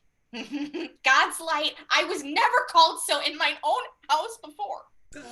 Go to, I know you well enough. No, Sir John, you do not know me, Sir John. I know you, Sir John. You owe me money, Sir John. And now you pick a quarrel to beguile me of it. And I bought you 6 shirts to your back. Dowless, filthy dowless. I've given them away to bakers' wives. They've made bolters of them. Oh, now, as I am a true woman, a Holland of 8 shillings and an ell, you owe me money here besides, Sir John, and for your diet and by drinkings and money lent you 24 pound. He had his part of it. Let him pay. Alas, he's poor. He has nothing. How? Poor? Yeah. Look upon his face. Would call you rich. Let them coin his nose. Let them coin his cheeks. I'll not pay a denier. What? Will you make a yonker of me? Shall I not take mine ease and mine in, but I shall have my pocket picked? I have lost a seal ring of my grandfather's worth 40 marks. Oh, Jesu, I have heard the prince tell him, I know not how oft, that ring was copper. How? This is a jack, a sneak up. Spludney were here, I would cudgel him like a dog if he would say. How now, lad? Is the wind of the door, faith? Must we all march? Yea, 2 and 2, Newgate fashion. My lord, I pray you, hear me. What sayest thou, mistress, quickly? How doth thy husband? Oh, I love him well. He is an honest man. Oh, yeah. Good, my lord. Hear me. Prithee, let her alone and listen to me. What sayest thou, Jack? The other night I fell asleep here behind the arras and had my pocket picked. Mm. This house is turned bawdy house. They pick pockets. What didst thou lose, Jack? Wilt thou believe me, Hal? 3 or 4 bonds of £40 apiece, and a seal ring of my grandfather's. Trifle. Some 8-penny matter. Oh, so I told him, my lord. I said, I heard your grace say so. And my lord, he speaks most villainy of you, like a foul-mouthed man. And he said he would cudgel you. What? He did not. There's neither faith, truth, nor womanhood in me else. There's no more faith in thee than in a stewed prune. No more truth in thee than in a drawn fox. And for womanhood, Maid Marian may be the deputy's wife of the ward to thee. Go, you thing, go. Say what?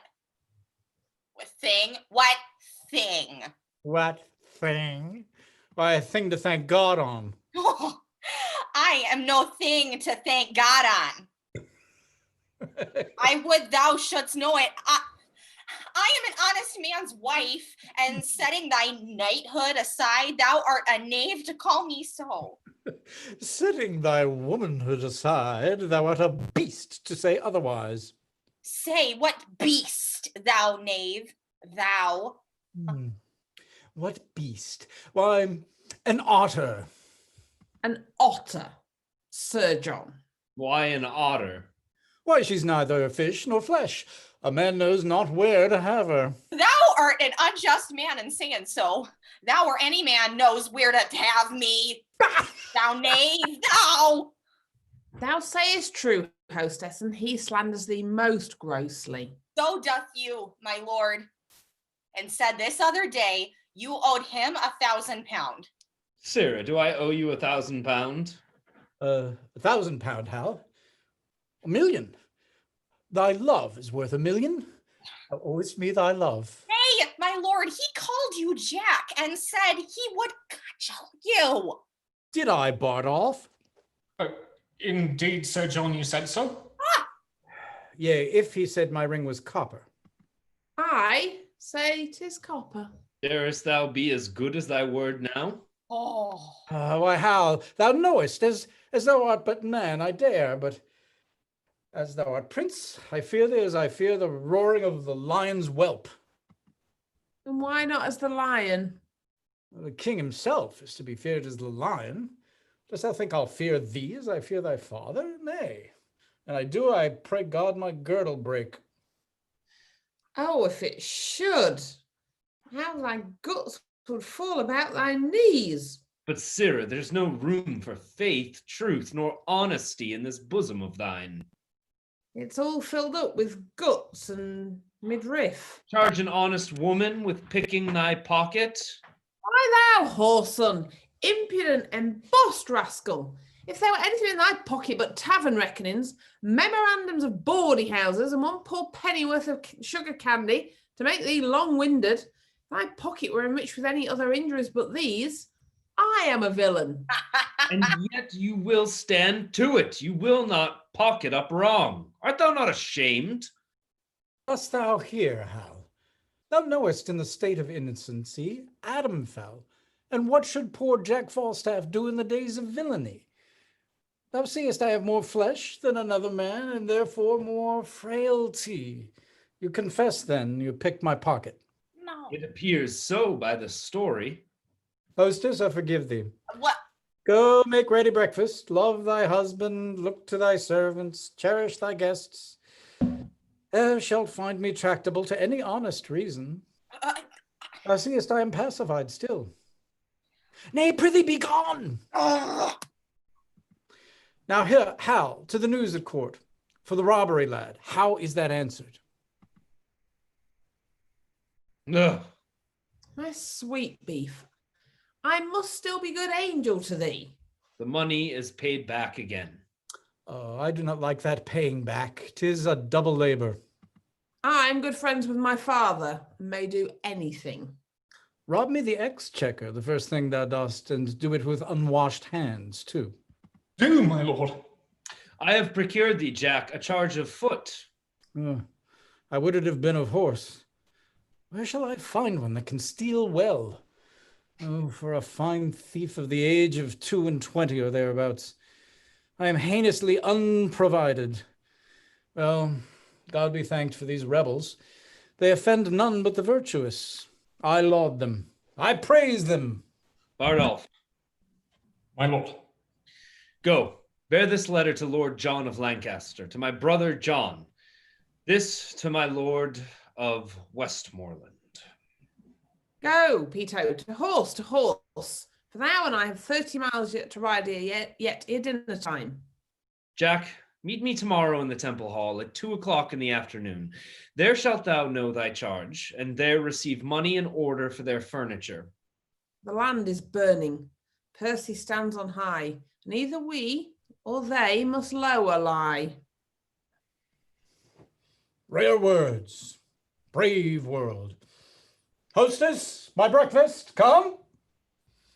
Oh, I wish this tavern were my drum.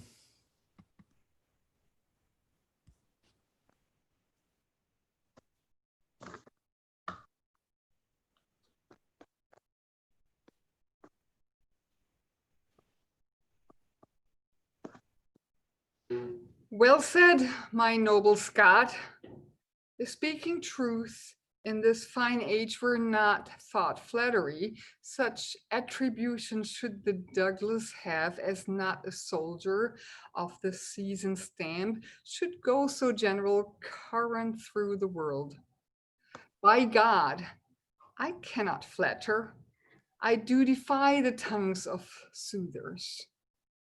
But a braver place in my heart's love hath no man than yourself. No task, me to my word, approve me, Lord. Thou art the king of honor. No man so potent breathes upon the ground, but I will beard him. Do so, and as well.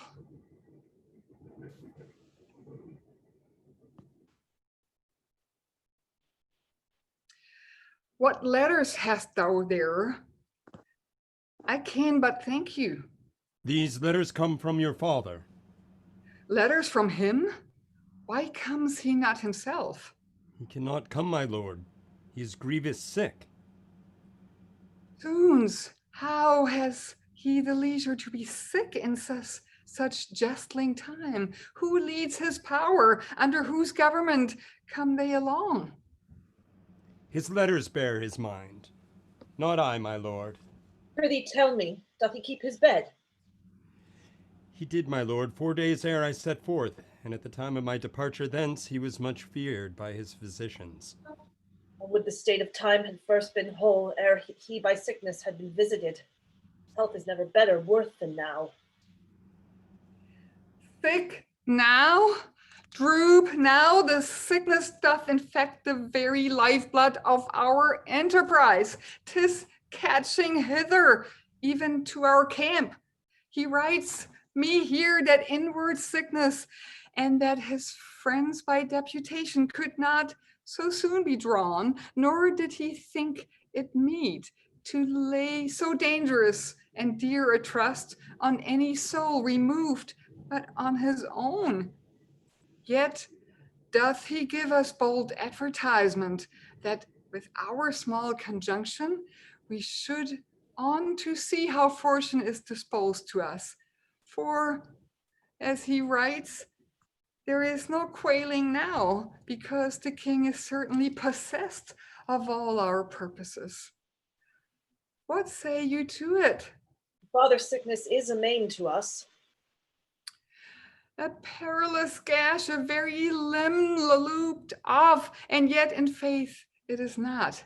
His present want seems more than we shall find it, were it good to set the exact wealth of all our states all at one cast, to set so rich a man on the nice hazard of one doubtful hour. It were not good, for therein should we read the very bottom and the soul of hope, the very list, the very utmost bound of all our fortunes. Faith, and so we should. Where now remains a sweet reversion. We may be boldly spent upon the hope of what is to come. A comfort of retirement lives in this. A rendezvous, a home to fly unto, if that the devil and mischance look big upon the maidenhead of our affairs. Yet I would your father had been here. Quality and hair of our attempt brooks no division. It will be thought by some that know not why he is away, that wisdom, loyalty, and mere dislike of our proceedings kept the earl from hence. And think how such an apprehension may turn the tide of fearful faction, and breed a kind of question in our cause. For well you know, we of the offering side must keep aloof from strict arbitrament, and stop all sight holes, every loop from whence the eye of reason may pry in upon us. The absence of your fathers draws a curtain that shows the ignorant kind of fear before not dreamt of. You strain too far.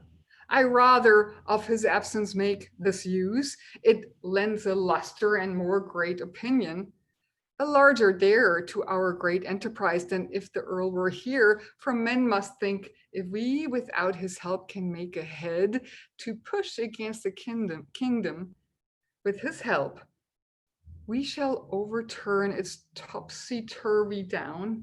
Yet all goes well, yet all our joints are whole. As heart can think. There's not such a word spoke of in Scotland as this term of fear. My cousin Vernon, welcome by my soul. Pray God my news be worth a welcome, Lord. The Earl of Westmoreland, 7,000 strong, is marching hitherwards. With him, Prince John. No harm, what more? And further, I have learned the king himself in person is set forth, or hitherwards intended speedily, with strong and mighty preparation. He shall be welcome too. Where is his son, the nimble-footed madcap Prince of Wales, and his comrades, that daft the world aside and bid it pass? All furnished, all in arms, all plumed like estridges that with the wind baited, like eagles having lately bathed, glittering in golden coats like images as full of spirit as the month of May, and gorgeous as the sun at midsummer, wanton as youthful goats, wild as young bulls. I saw young Harry with his beaver on, his cuisses on his thighs, gallantly armed, rise from the ground like feathered Mercury, and vaulted with such ease into his seat, as if an angel dropped down from the clouds to turn and wind a fiery Pegasus and witch the world with noble horsemanship.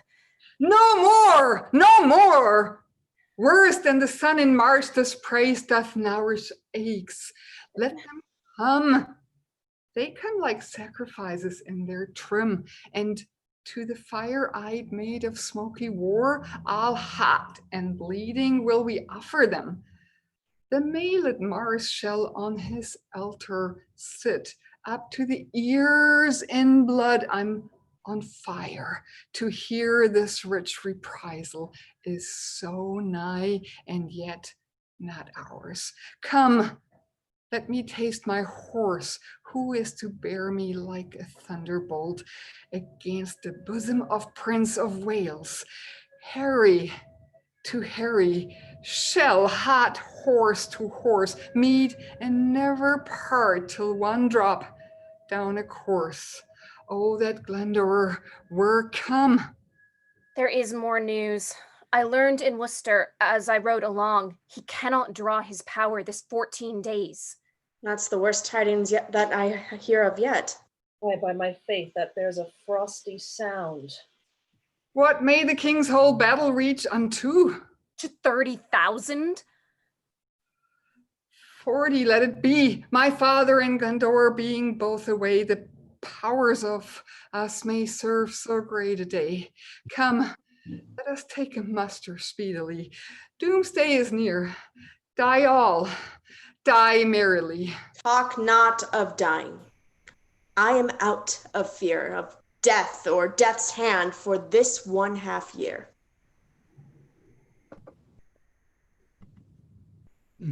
Bardolph, get thee before thee to Coventry. Fill me a bottle of sack. Our soldiers shall march through. We'll to Sutton Coldfield tonight. Will you give me money, Captain? Lay out, lay out. This bottle makes an angel. And if it do, take it for thy labor. And if it make 20, take them all. I'll answer the coinage. Bid my Lieutenant Peto meet me at town's end. I will, Captain. Farewell. If I've been unashamed of my soldiers, I must soust Gurnet. I've misused the king's press damnably. I've got, in exchange of 150 soldiers, 300 and odd pounds. I press me none but good householders, yeomen's sons, inquire me out contracted bachelors, such as had been asked twice on the bands, such a commodity of warm slaves as had as lief hear the devil as a drum, such as fear the report of a calaver, worse than a struck fowl or a hurt wild duck. I pressed me none but such toasts and butter, with hearts in their bellies no bigger than pins' heads, and they have bought out their services.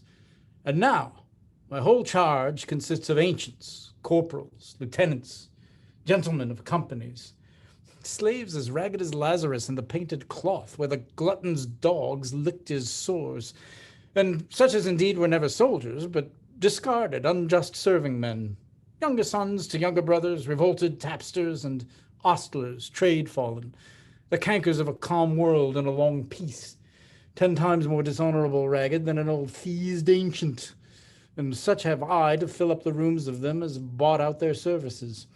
That you would think that I had 150 tattered prodigals lately come from swine keeping, from eating draff and husks. A mad fellow met me on the way and told me I had unloaded all the gibbets and pressed the dead bodies. No eye hath seen such scarecrows.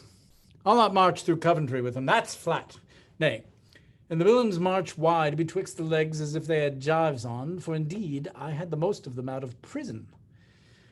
There's not a shirt and a half in all my company, and the half shirt is 2 napkins tacked together and thrown over the shoulders like a herald's coat without sleeves. And the shirt, to say the truth, stolen from my host at St. Albans or the red-nosed innkeeper of Daventry. But that's all one. They'll find linen enough on every hedge. How now, Blown Jack? How now, Quilt? What, how? How now, mad wag? What a devil dost thou in Warwickshire? My good lord of Westmoreland, I cry you mercy. I thought your honour had already been at Shrewsbury. Faith, Sir John, 'tis more than time that I were there, and you too, but my powers are there already. The king, I can tell you, looks for us all. We must away at all night. But never fear me. I am as vigilant as a cat to steal cream. Think to steal cream indeed. My theft has already made thee butter. But tell me, Jack, whose fellows are these that come after? Mine now, mine. I never did see such pitiful rascals. Tut, tut, good enough to toss. Food for powder, food for powder. They'll fill a pit as well as better. Tush, man, mortal men, mortal men. Aye, but Sir John, methinks they are exceedingly poor and bear too beggarly. Faith, for their poverty. I know not where they had that, and for their bareness, I am sure they never learned that of me. No, I'll be sworn, unless you call 3 fingers in the ribs bare. But sirrah, make haste. Percy's already in the field. What, is the king encamped? He is, Sir John. I fear we shall stay too long. Well, to the latter end of a fray and the beginning of a feast, fits a dull fighter and a keen guest.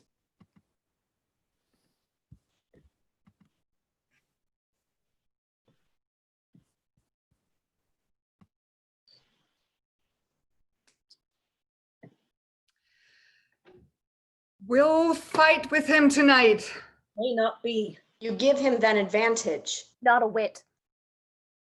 Why say you so? Looks he not for supply? So do we. He is certain. Ours is doubtful. Would cousin be advised? Stir not tonight. Not, my lord. You do not counsel well. You speak it out of fear and cold heart. Do me no slander, Douglas. By my life, and I dare well maintain it with my life, if well-respected honor bid me on, I hold as little counsel with weak fear as you, my lord, or any Scot that this day lives. Let it be seen tomorrow in the battle which of us fears. Yea, or tonight. Content. Tonight, I say. Come, come, it may not be. I wonder much, being men of such great leading as you are, that you foresee not what impediments drag back our expedition. Certain horse of my cousin Vernon's are not yet come up. Your uncle Worcester's horse came but today, and now their pride and mettle is asleep. Their courage with hard labor tame and dull, that not a horse is half the half of himself. So are the horses of the enemy, in general journey baited and brought low. The better part of ours are full of rest. The number of the king exceedeth ours. For God's sake, cousin, stay till all come in. I come with gracious offers from the king, if you vouchsafe me hearing and respect. Welcome, Sir Walter Blunt, and would to God you were of our determination. Some of us love you well, and even though some envy your great deservings and good name, because you are not of our quality, but stand against us like an enemy. And God defend, but still I should stand so long as out of limit and true rule you stand against anointed majesty. But to my charge, the king hath sent to know the nature of your griefs, and whereupon you conjure from the breast of civil peace such bold hostility, teaching his duteous land audacious cruelty. If that the king have any way your good deserts forgot, which he confesseth to be manifold, he bids you name your griefs, and with all speed you shall have your desires with interest, and pardon absolute for yourself, and these herein misled by your suggestion. The king is kind, and well we know the king knows at what time to promise, when to pay. My father and my uncle and myself did give him that same royalty he wears, and when he was not 26 strong, sick in the world's regard, wretched and low, a poor, unminded outlaw sneaking home, my father gave him welcome to the shore. And when he heard him swear and vow to God, he came, but to be Duke of Lancaster, to sue his livery and beg his peace, with tears of innocency and terms of seal. My father, in kind heart and pity moved, swore him assistance and performed it too. Now, when the lords and barons of the realm perceived Northumberland did lean to him, the more and less came in with cap and knee, met him in boroughs, cities, villages, attended him on bridges, stood in lanes, laid gifts before him, proffered him their oaths, gave him their heirs as pages followed him, even at the heels in golden multitudes. He presently, as greatness knows itself, steps me a little higher than his vow made to my father while his blood was poor upon the naked shore of Ravensburg.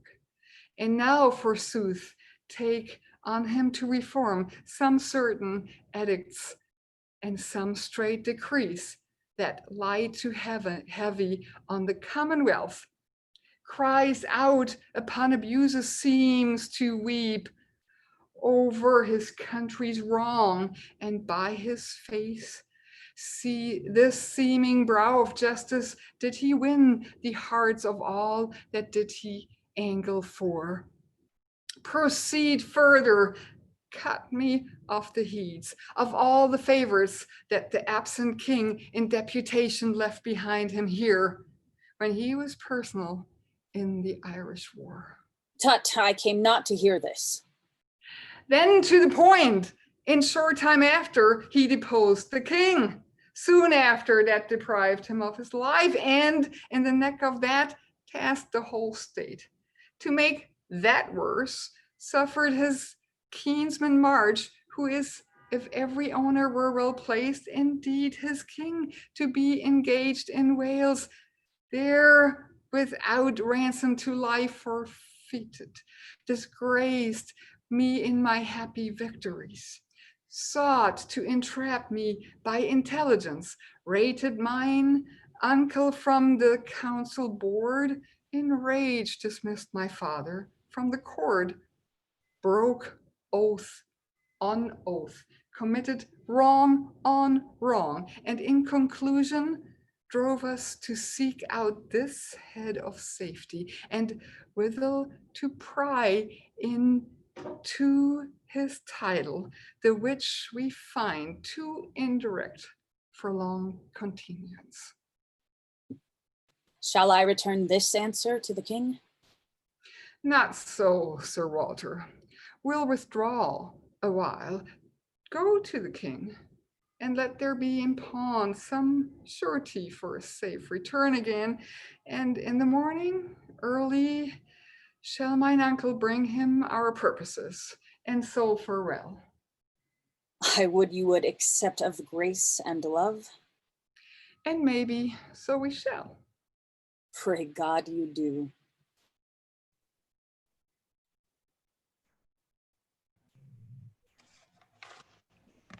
Hi, good Sir Michael, bear this sealed brief with winged haste to the Lord Marshal, this to my cousin Scroop, and all the rest to whom they are directed. If you knew how much they do import, you would make haste. My good lord, I guess their tenor. Like enough you do. Tomorrow, good Sir Michael, is a day wherein the fortune of 10,000 men must bide the touch. For, sir, at Shrewsbury am I truly given to understand the king, with mighty and quick raised power, meets with Lord Harry, and I fear, Sir Michael, what with the sickness of Northumberland, whose power was in the first proportion of what Owen Glendower's absence thence, who with them was a rated sinew too, and comes not in or ruled by prophecies, I fear the power of Percy is too weak to wage an instant trial with the king. Good lord, you need not fear. There's Douglas and Lord Mortimer. No, Mortimer is not there. But there is Mordache, Vernon, Lord Harry Percy, and there is my Lord of Worcester, and a head of gallant warriors, noble gentlemen. And so there is, but yet the king hath drawn the special head of all the land together, the Prince of Wales, Lord John of Lancaster, the noble Westmoreland and warlike Blunt, and many more co-rivals and dear men of estimation and command in arms. Doubt not, my lord, they shall be well opposed. I hope no less, yet needful 'tis to fear, and to prevent the worst, Sir Michael, speed. For if Lord Percy thrive not ere the king dismiss his power, he means to visit us, for he hath heard of our confederacy, and 'tis but wisdom to make strong against him. Therefore make haste. I must go right again to other friends, and so farewell, Sir Michael.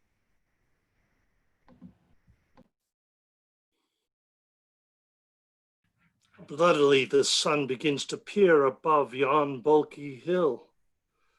The day looks pale at his distemperature. The southern wind doth play the trumpet to his purposes, and by his hollow whistling in the leaves foretells a tempest and a blustering day. Then with the losers let it sympathize, for nothing can seem foul to those that win. Oh, how now, my Lord of Worcester? 'Tis not well that you and I should meet upon such terms as now we meet. You have deceived our trust and made us doff our easy robes of peace to crush our old limbs in ungentle steel. This is not well, my lord. This is not well. What say you to it? Will you again unknit this churlish knot of all abhorred war and move in that obedient orb again? where you did give a fair and natural light, and be no more an exalted meteor, a prodigy of fear, and a portent of broached mischief to the unborn times? Hear me, my liege. For mine own part, I could be well content to entertain the lag end of my life with quiet hours. For I protest I have not sought the day of this dislike. You have not sought it. Well, how comes it then? Rebellion lay in his way, and he found it. Peace, Chewin, peace. It pleased your majesty to turn your looks of favor from myself and all our house. And yet I must remember you, my lord. We were the first and dearest of your friends. For you, my staff of office, did I break in Richard's time and posted day and night to meet you on the way and kiss your hand. When yet you were in place and in account, nothing so strong and fortunate as I. It was myself, my brother, and his son that brought you home and boldly did outdare the dangers of the time. You swore to us, and you did swear the oath at Doncaster that you did nothing purpose against the state, nor claim no further than you knew fallen right, the seat of gaunt dukedom of Lancaster. To this we swore our aid.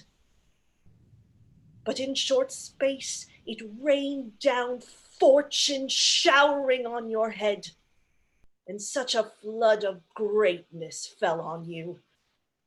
What with our help and with the absent king, what with the injuries of wanton time, the seeming sufferances that you had borne, and the contrarious winds that held the king so long in his unlucky Irish wars, that all in England did repute him dead.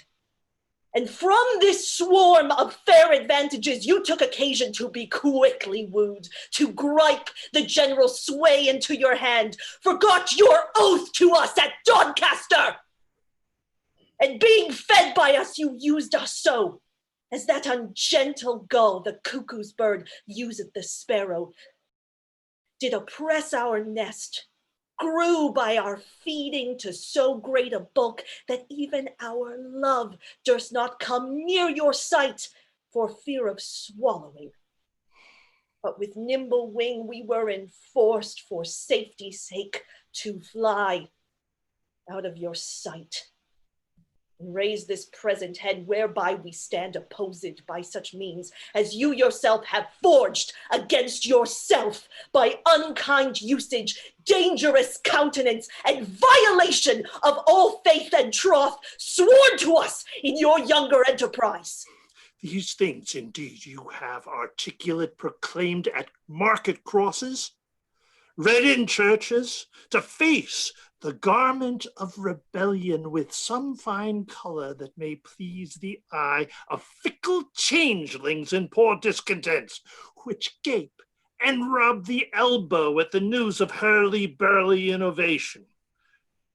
Never yet did insurrection want such watercolors to impede his cause, nor moody beggars starving for a time of pell-mell havoc and confusion. In both your armies there is many a soul shall pay full dearly for this encounter, if once they join in trial. Hail your nephew, the Prince of Wales doth join with all the world in praise of Harry Percy. By my hopes this present enterprise set off his head. I do not think a braver gentleman, more active valiant, or more valiant young, more daring or more bold is now alive to grace this latter age with noble deeds. For my part, I may speak it to my shame, I have a truant been to chivalry. And so I hear he doth account me too. Yet this before my father's majesty, I am content that he shall take the odds of his great name and estimation, and will, to save the blood on either side, try fortune with him in a single fight. And Prince of Wales, so dare we venture thee, albeit considerations infinite do make against it. No, good Worcester, no. We love our people well, even those we love that are misled upon your cousin's part. And Will they take the offer of our grace, both he and they and you? Yea, every man shall be my friend again, and I'll be his. So tell your cousin, and bring me word what he will do. But if he will not yield, rebuke and dread correction wait on us, and they shall do their office. So be gone. We will not now be troubled with reply. We offer fair. Take it advisedly. Not be accepted. On my life. The Douglas and the Hotspur both together are confident against the world in arms. Hence, therefore, every leader to his charge. For on their answer we will set on them, and God befriend us, as our cause is just.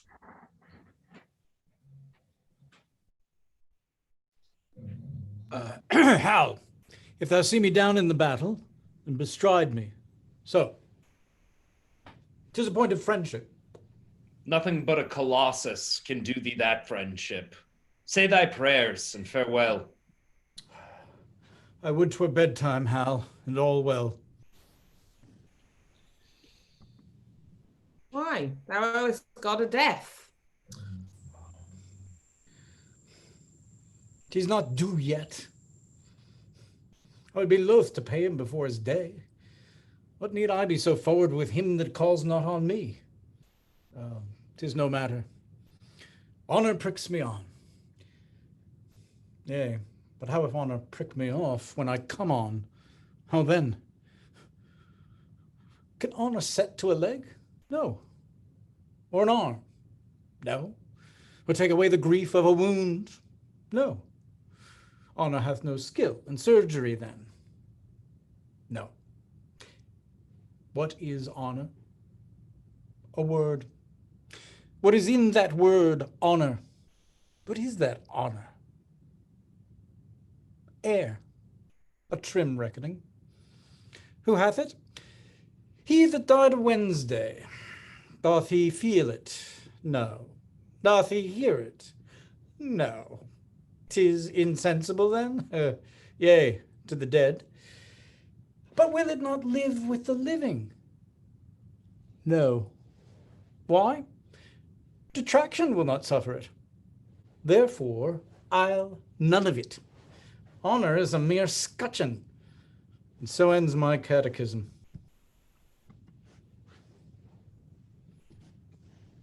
Oh no, my nephew must not know, Sir Richard, the liberal and kind offer of the king. 'Twere best he did. Then we are all undone. It is not possible. It cannot be. The king should keep his word in loving us. He will suspect us still and find a time to punish this offense in other faults. Suspicion all our lives shall be stuck full of eyes. For treason is but trusted like the fox, who never so tame, so cherished and locked up, will have a wild trick of his ancestors. Look how we can, or sad or merrily, interpretation will misquote our looks, and we shall feed like oxen at a stall. The better cherished still the nearer death. My nephew's trespass may well be forgot. It hath the excuse of youth and heat of blood, and an adopted name of privilege, a harebrained Hotspur governed by a spleen. All his offenses live upon my head and on his father's. We did train him on, and his corruption being ta'en from us, we as the spring of all shall pay for all. Therefore, good cousin, let not Harry know in any case the offer of the king. Deliver what you will. I'll say 'tis so. Here comes your cousin. My uncle is returned. Deliver up my lord of Westmoreland. Uncle, what news? The king will bid you battle presently. Defy him by the Lord of Westmoreland. Lord Douglas, go you and tell him so.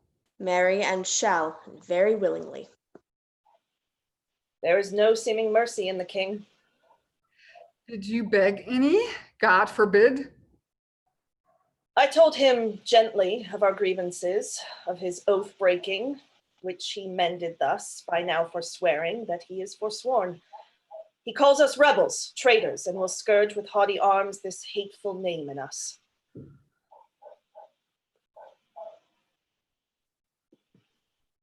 Armed, gentlemen, to arms, for I have thrown a brave defiance in King Harry's teeth, and Westmoreland, that was engaged, did bear it, which cannot choose but bring him quickly on. The Prince of Wales stepped forth before the king and nephew, challenged you to single fight. Oh, would the quarrel lay upon our heads, and that no man might draw short breath today, but I and Harry Monmouth. Tell me, how showed his tasking? Seemed it in contempt? No, by my soul. I never in my life did hear a challenge urged more modestly, unless a brother should a brother dare to gentle exercise and proof of arms. He gave you all the duties of a man, trimmed up your praises with a princely tongue, spoke your deservings like a chronicle, marking you ever better than his praise by still dispraising praise valued with you, and, which became him like a prince indeed, he made a blushing sidle of himself, and chid his truant youth with such a grace, as if he mastered there a double spirit of teaching and of learning instantly. There he did pause, but let me tell the world, if he outlive the envy of this day, England did never owe so sweet a hope, so much misconstrued in his wantonness. Cousin, I think thou art enamored on his follies. Never did I hear of any prince so wild a liberty. But be as he will, yet once ere night, I will embrace him with the soldier's arm, that he shall shrink under my courtesy. Arm with speed and fellows, soldiers, friends, better consider what you have to do than I that have not well the gift of tongue can lift your blood up with persuasion. My lord, here are letters for you. I cannot read them now. Oh, gentlemen, the time of life is short. To spend that shortness basely were too long. If life did ride upon a dial's point, still ending at the arrival of an hour. And if we live to tread on kings. If die, brave death, when princes die with us. Now for our consciences. The arms are fair when the intent of bearing them is just. My lord, prepare. The king comes on apace. I thank him that he cuts me from my tale, for I profess not talking. Only this, let each man do his best, and here draw a sword, whose temper I intend to stain with the best blood that I can meet withal in the adventure of this perilous day. Now, Esperance, Percy, and set on, sound all the lofty instruments of war, and by that music let us all embrace for heaven to earth. Some of us never shall a second time do such courtesy. Here thy embrace. What is thy name that in the battle thus thou crossest me? What honor dost thou seek upon my head? Know then my name is Douglas, and I do haunt thee in the battle thus, because some tell me that thou art a king. They tell thee true. The Lord of Stafford, dear today, hath bought thy likeness, for instead of thee, King Harry, the sword hath ended him. So shall it be, unless thou yield thee as my prisoner. I was not born a yielder, thou proud Scot, and thou shalt find a king that will revenge Lord Stafford's death.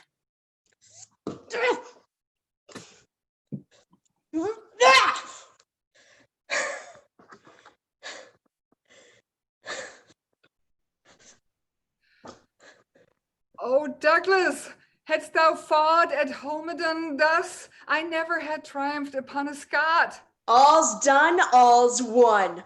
Here, breathless, lies the king. Where? Here! This Douglas? No, I know this face full well. A gallant knight he was, his name was Blunt, semblably furnished like the king himself. A fool go with thy soul whither it goes. A borrowed title hast thou bought too dear. Why didst thou tell me that thou wert a king? The king hath many marching in his coats. Now, by my sword, I will kill all his coats. I'll murder all his wardrobe piece by piece until I meet the king. Up and away, our soldiers stand full fairly for the day.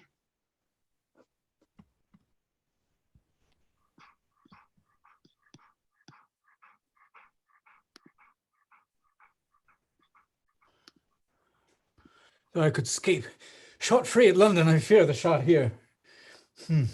There's no scoring but upon the pate. Thought, who are you? Sir Walter Blunt. There's honor for you. Here's no vanity. I'm as hot as molten lead, as heavy too. God keep lead out of me. I need no more weight than mine own bowels. I have led my ragamuffins where they are peppered. There's not 3 of my 150 left alive, and they are for the town's end to beg during life. But who comes here? What standst thou idle here? Lend me thy sword. Many a nobleman lies stark and stiff under the hoofs of vaunting enemies, whose deaths are yet unrevenged. Prithee, lend me thy sword. Hal, I prithee, give me leave to breathe a while. Turk, Gregory never did such deeds in arms as I have done this day. I have paid Percy. I have made him sure. He is indeed, and living to kill thee. I prithee, lend me thy sword. Nay, before God, Hal, if Percy be alive, thou gett'st not my sword. But take my pistol if thou wilt. Give it to me. What, is it in that case? Aye, Hal, 'tis hot, 'tis hot. There's that will sack a city. What, is it a time to jest and dally now? Well, if Percy be alive, I'll pierce him. If he do come in my way, so. If he do not, if I come in his, willingly let make a carbonado of me. I like not such grinning honor as Sir Walter hath. Give me life, which if I can save, so. If not, honor comes unlooked for, and there's an end. I prithee, Harry, withdraw thyself. Thou bleedest too much. Lord John of Lancaster, you go with him. Not I, my lord, unless I did bleed too. Beseech your majesty, make up, lest your retirement do amaze your friends. I will do so. My lord of Westmoreland, lead him to his tent. Come, my lord, I lead you to your tent. Lead me, my lord. I do not need your help, and God forbid a shallow scratch should drive the Prince of Wales from such a field as this, where stained nobility lies trodden on in rebels' arms, triumph, and massacres. We breathe too long. Come, cousin Westmoreland, our duty lies this way. For God's sakes, come! By God, thou hast deceived me, Lancaster. I did not think thee lord of such a spirit. Before, I loved thee as a brother, John, but now I do respect thee as my soul. I saw him hold Lord Percy at the point with lustier maintenance than I did look for of such an ungrown warrior. Oh, this boy lends mettle to us all. Another king! They grow like Hydra's heads. I am the Douglas, fatal to all those that wear those color on them. What art thou that counterfeits the person of the king? The king himself, who Douglas grieves at heart, so many of his shadows thou hast met. and not the very king? I have 2 boys seek Percy and thyself about the field, but thou, seeing thou fallest on me so luckily, I will essay thee and defend thyself. I fear thou art another counterfeit, and yet, in faith, thou bearest thee like a king. But mine I am sure thou art, or whoever thou be, and thus I win thee.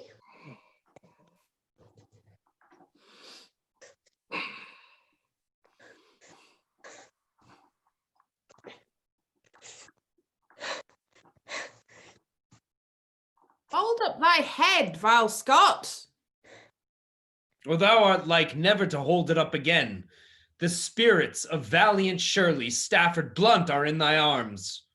It's the Prince of Wales that threatens thee, who never promiseth but he means to pay.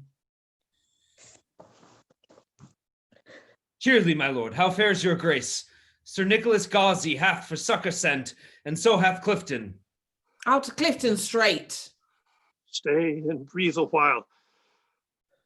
Thou hast redeemed thy lost opinion, and showed thou makest some tender of my life in this fair rescue thou hast brought to me.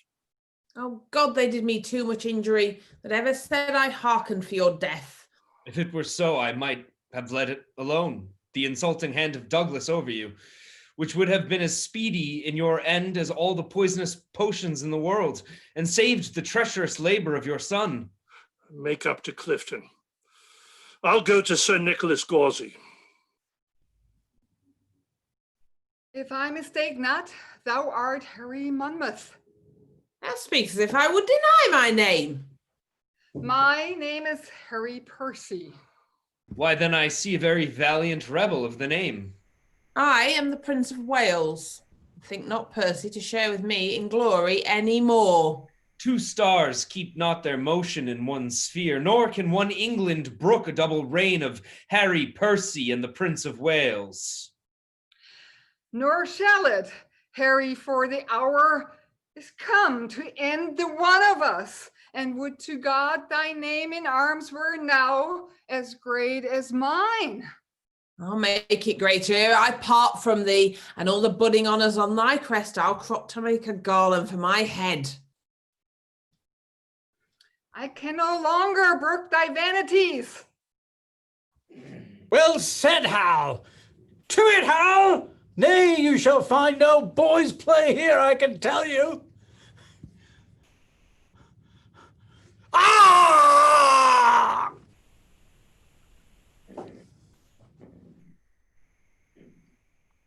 O Harry, thou hast robbed me of my youth. I better brook the loss of brittle life than those proud titles thou hast won of me. They wound my thoughts worse than thy sword my flesh. But thoughts, the slave of life, and life times full, and time that takes survey of all the world must have a stop. Oh, I could prophesy, but that the earth and cold hand of death lies on my tongue. No, Percy, thou art dust and food for worms, brave Percy. Fare thee well, great heart. Ill-weaved ambition, how much art thou shrunk? When that this body did contain a spirit, a kingdom for it was too small a bound. But now 2 paces of the vilest earth is room enough. This earth that bears thee dead bears not alive so stout a gentleman. Thou wert sensible of courtesy, should make not so dear a show of zeal, but let my favours hide thy mangled face. And even in thy behalf I'll thank myself for doing these fair rites of tenderness. Adieu, and take thy praise with thee to heaven. Thy ignominy sleep with thee in the grave, but not remembered in thy epitaph. What? Old acquaintance, could not all this flesh keep in a little life? Poor Jack, farewell. I could have better spared a better man. Oh, I should have a heavy miss of thee. I were much in love with vanity. Death hath not struck so fat a deer today, though many deer in this bloody fray. Embowelled will I see thee by and by, till then in blood by noble Percy lie.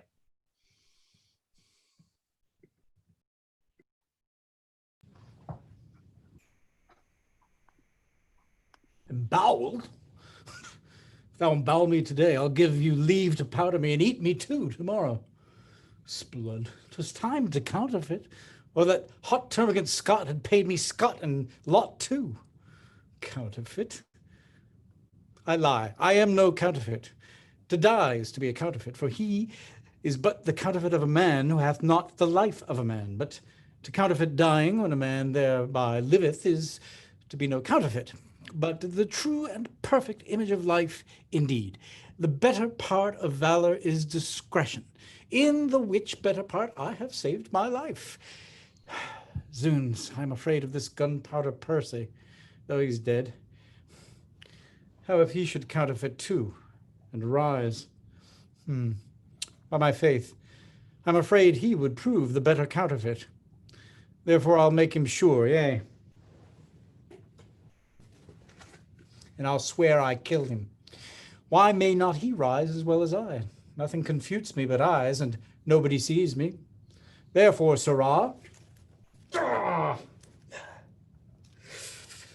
with a new wound in your thigh,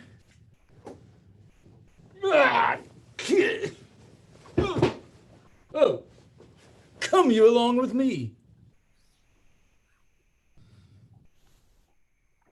Come, brother John, full bravely hast thou fleshed thy maiden sword. But soft, whom have we here? Did you not tell me this fat man was dead? I did. I saw him dead, breathless and bleeding on the ground. Art thou alive, or is it fantasy that plays upon our eyesight? I prithee, speak. We'll not trust our eyes without our ears. Thou art not what thou seemst. No, that's certain. I am not a double man. But if I be not Jack Falstaff, then I am a Jack. There is Percy. If your father will do me any honor, so. If not, let him kill the next Percy himself. I look to be either Duke or Earl, I can assure you. Why, Percy, I killed myself and saw thee dead. Didst thou? Lord, Lord, how this world is given to lying. I grant you, I was down and out of breath, and so was he, but we rose both at an instant and fought a long hour by a Shrewsbury clock. If I may be believed, so. If not, let them that should reward valor bear the sin upon their own heads. I'll take it upon my death. I gave him this wound in the thigh. If the man were alive and would deny it, zoons, I would make him eat a piece of my sword. This is the strangest tale that I ever heard. This is the strangest fellow, brother John. Come, bring your luggage nobly on your back. For my part, if a lie may do thee grace, I'll gild it with the happiest terms I have.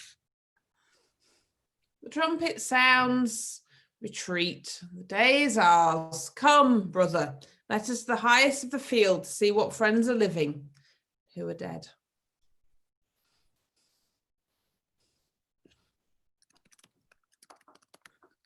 I'll follow, as they say, for reward. He that rewards me, God reward him. If I do grow great, I'll grow less, for I'll purge and leave sack and live cleanly, as noblemen should do.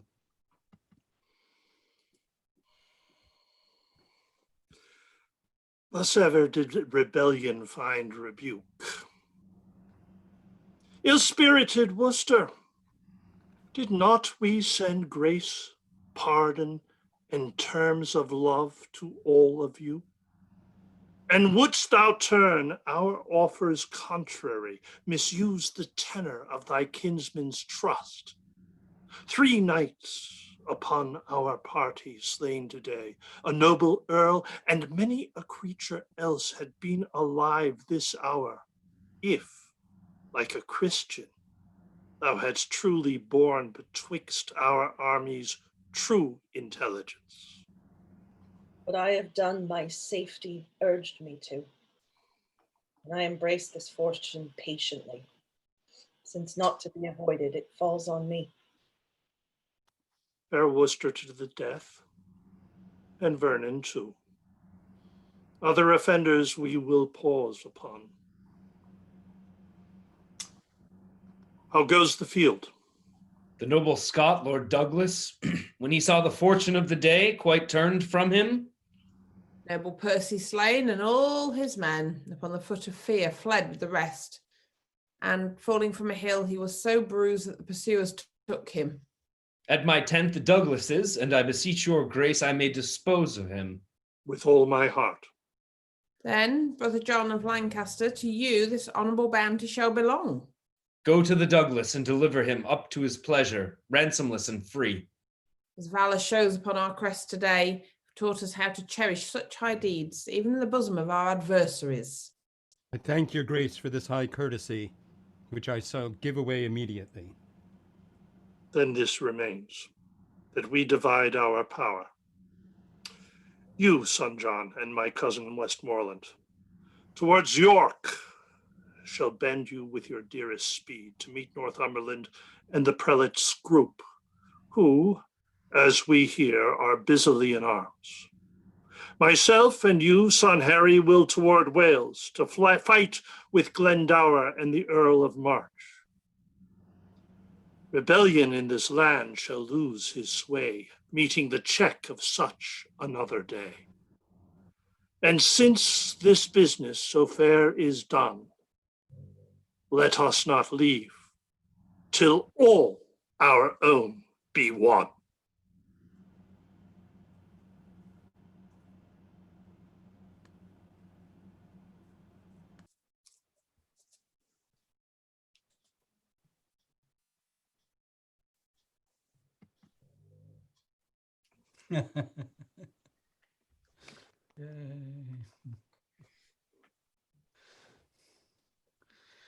You, yeah, yeah.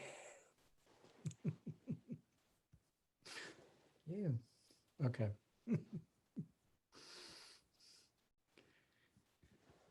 Thank you, everyone. This was King Henry IV, Part 1. Guess what's coming next week? Henry IV, Part 2. We hope to see you then. Thank you for watching.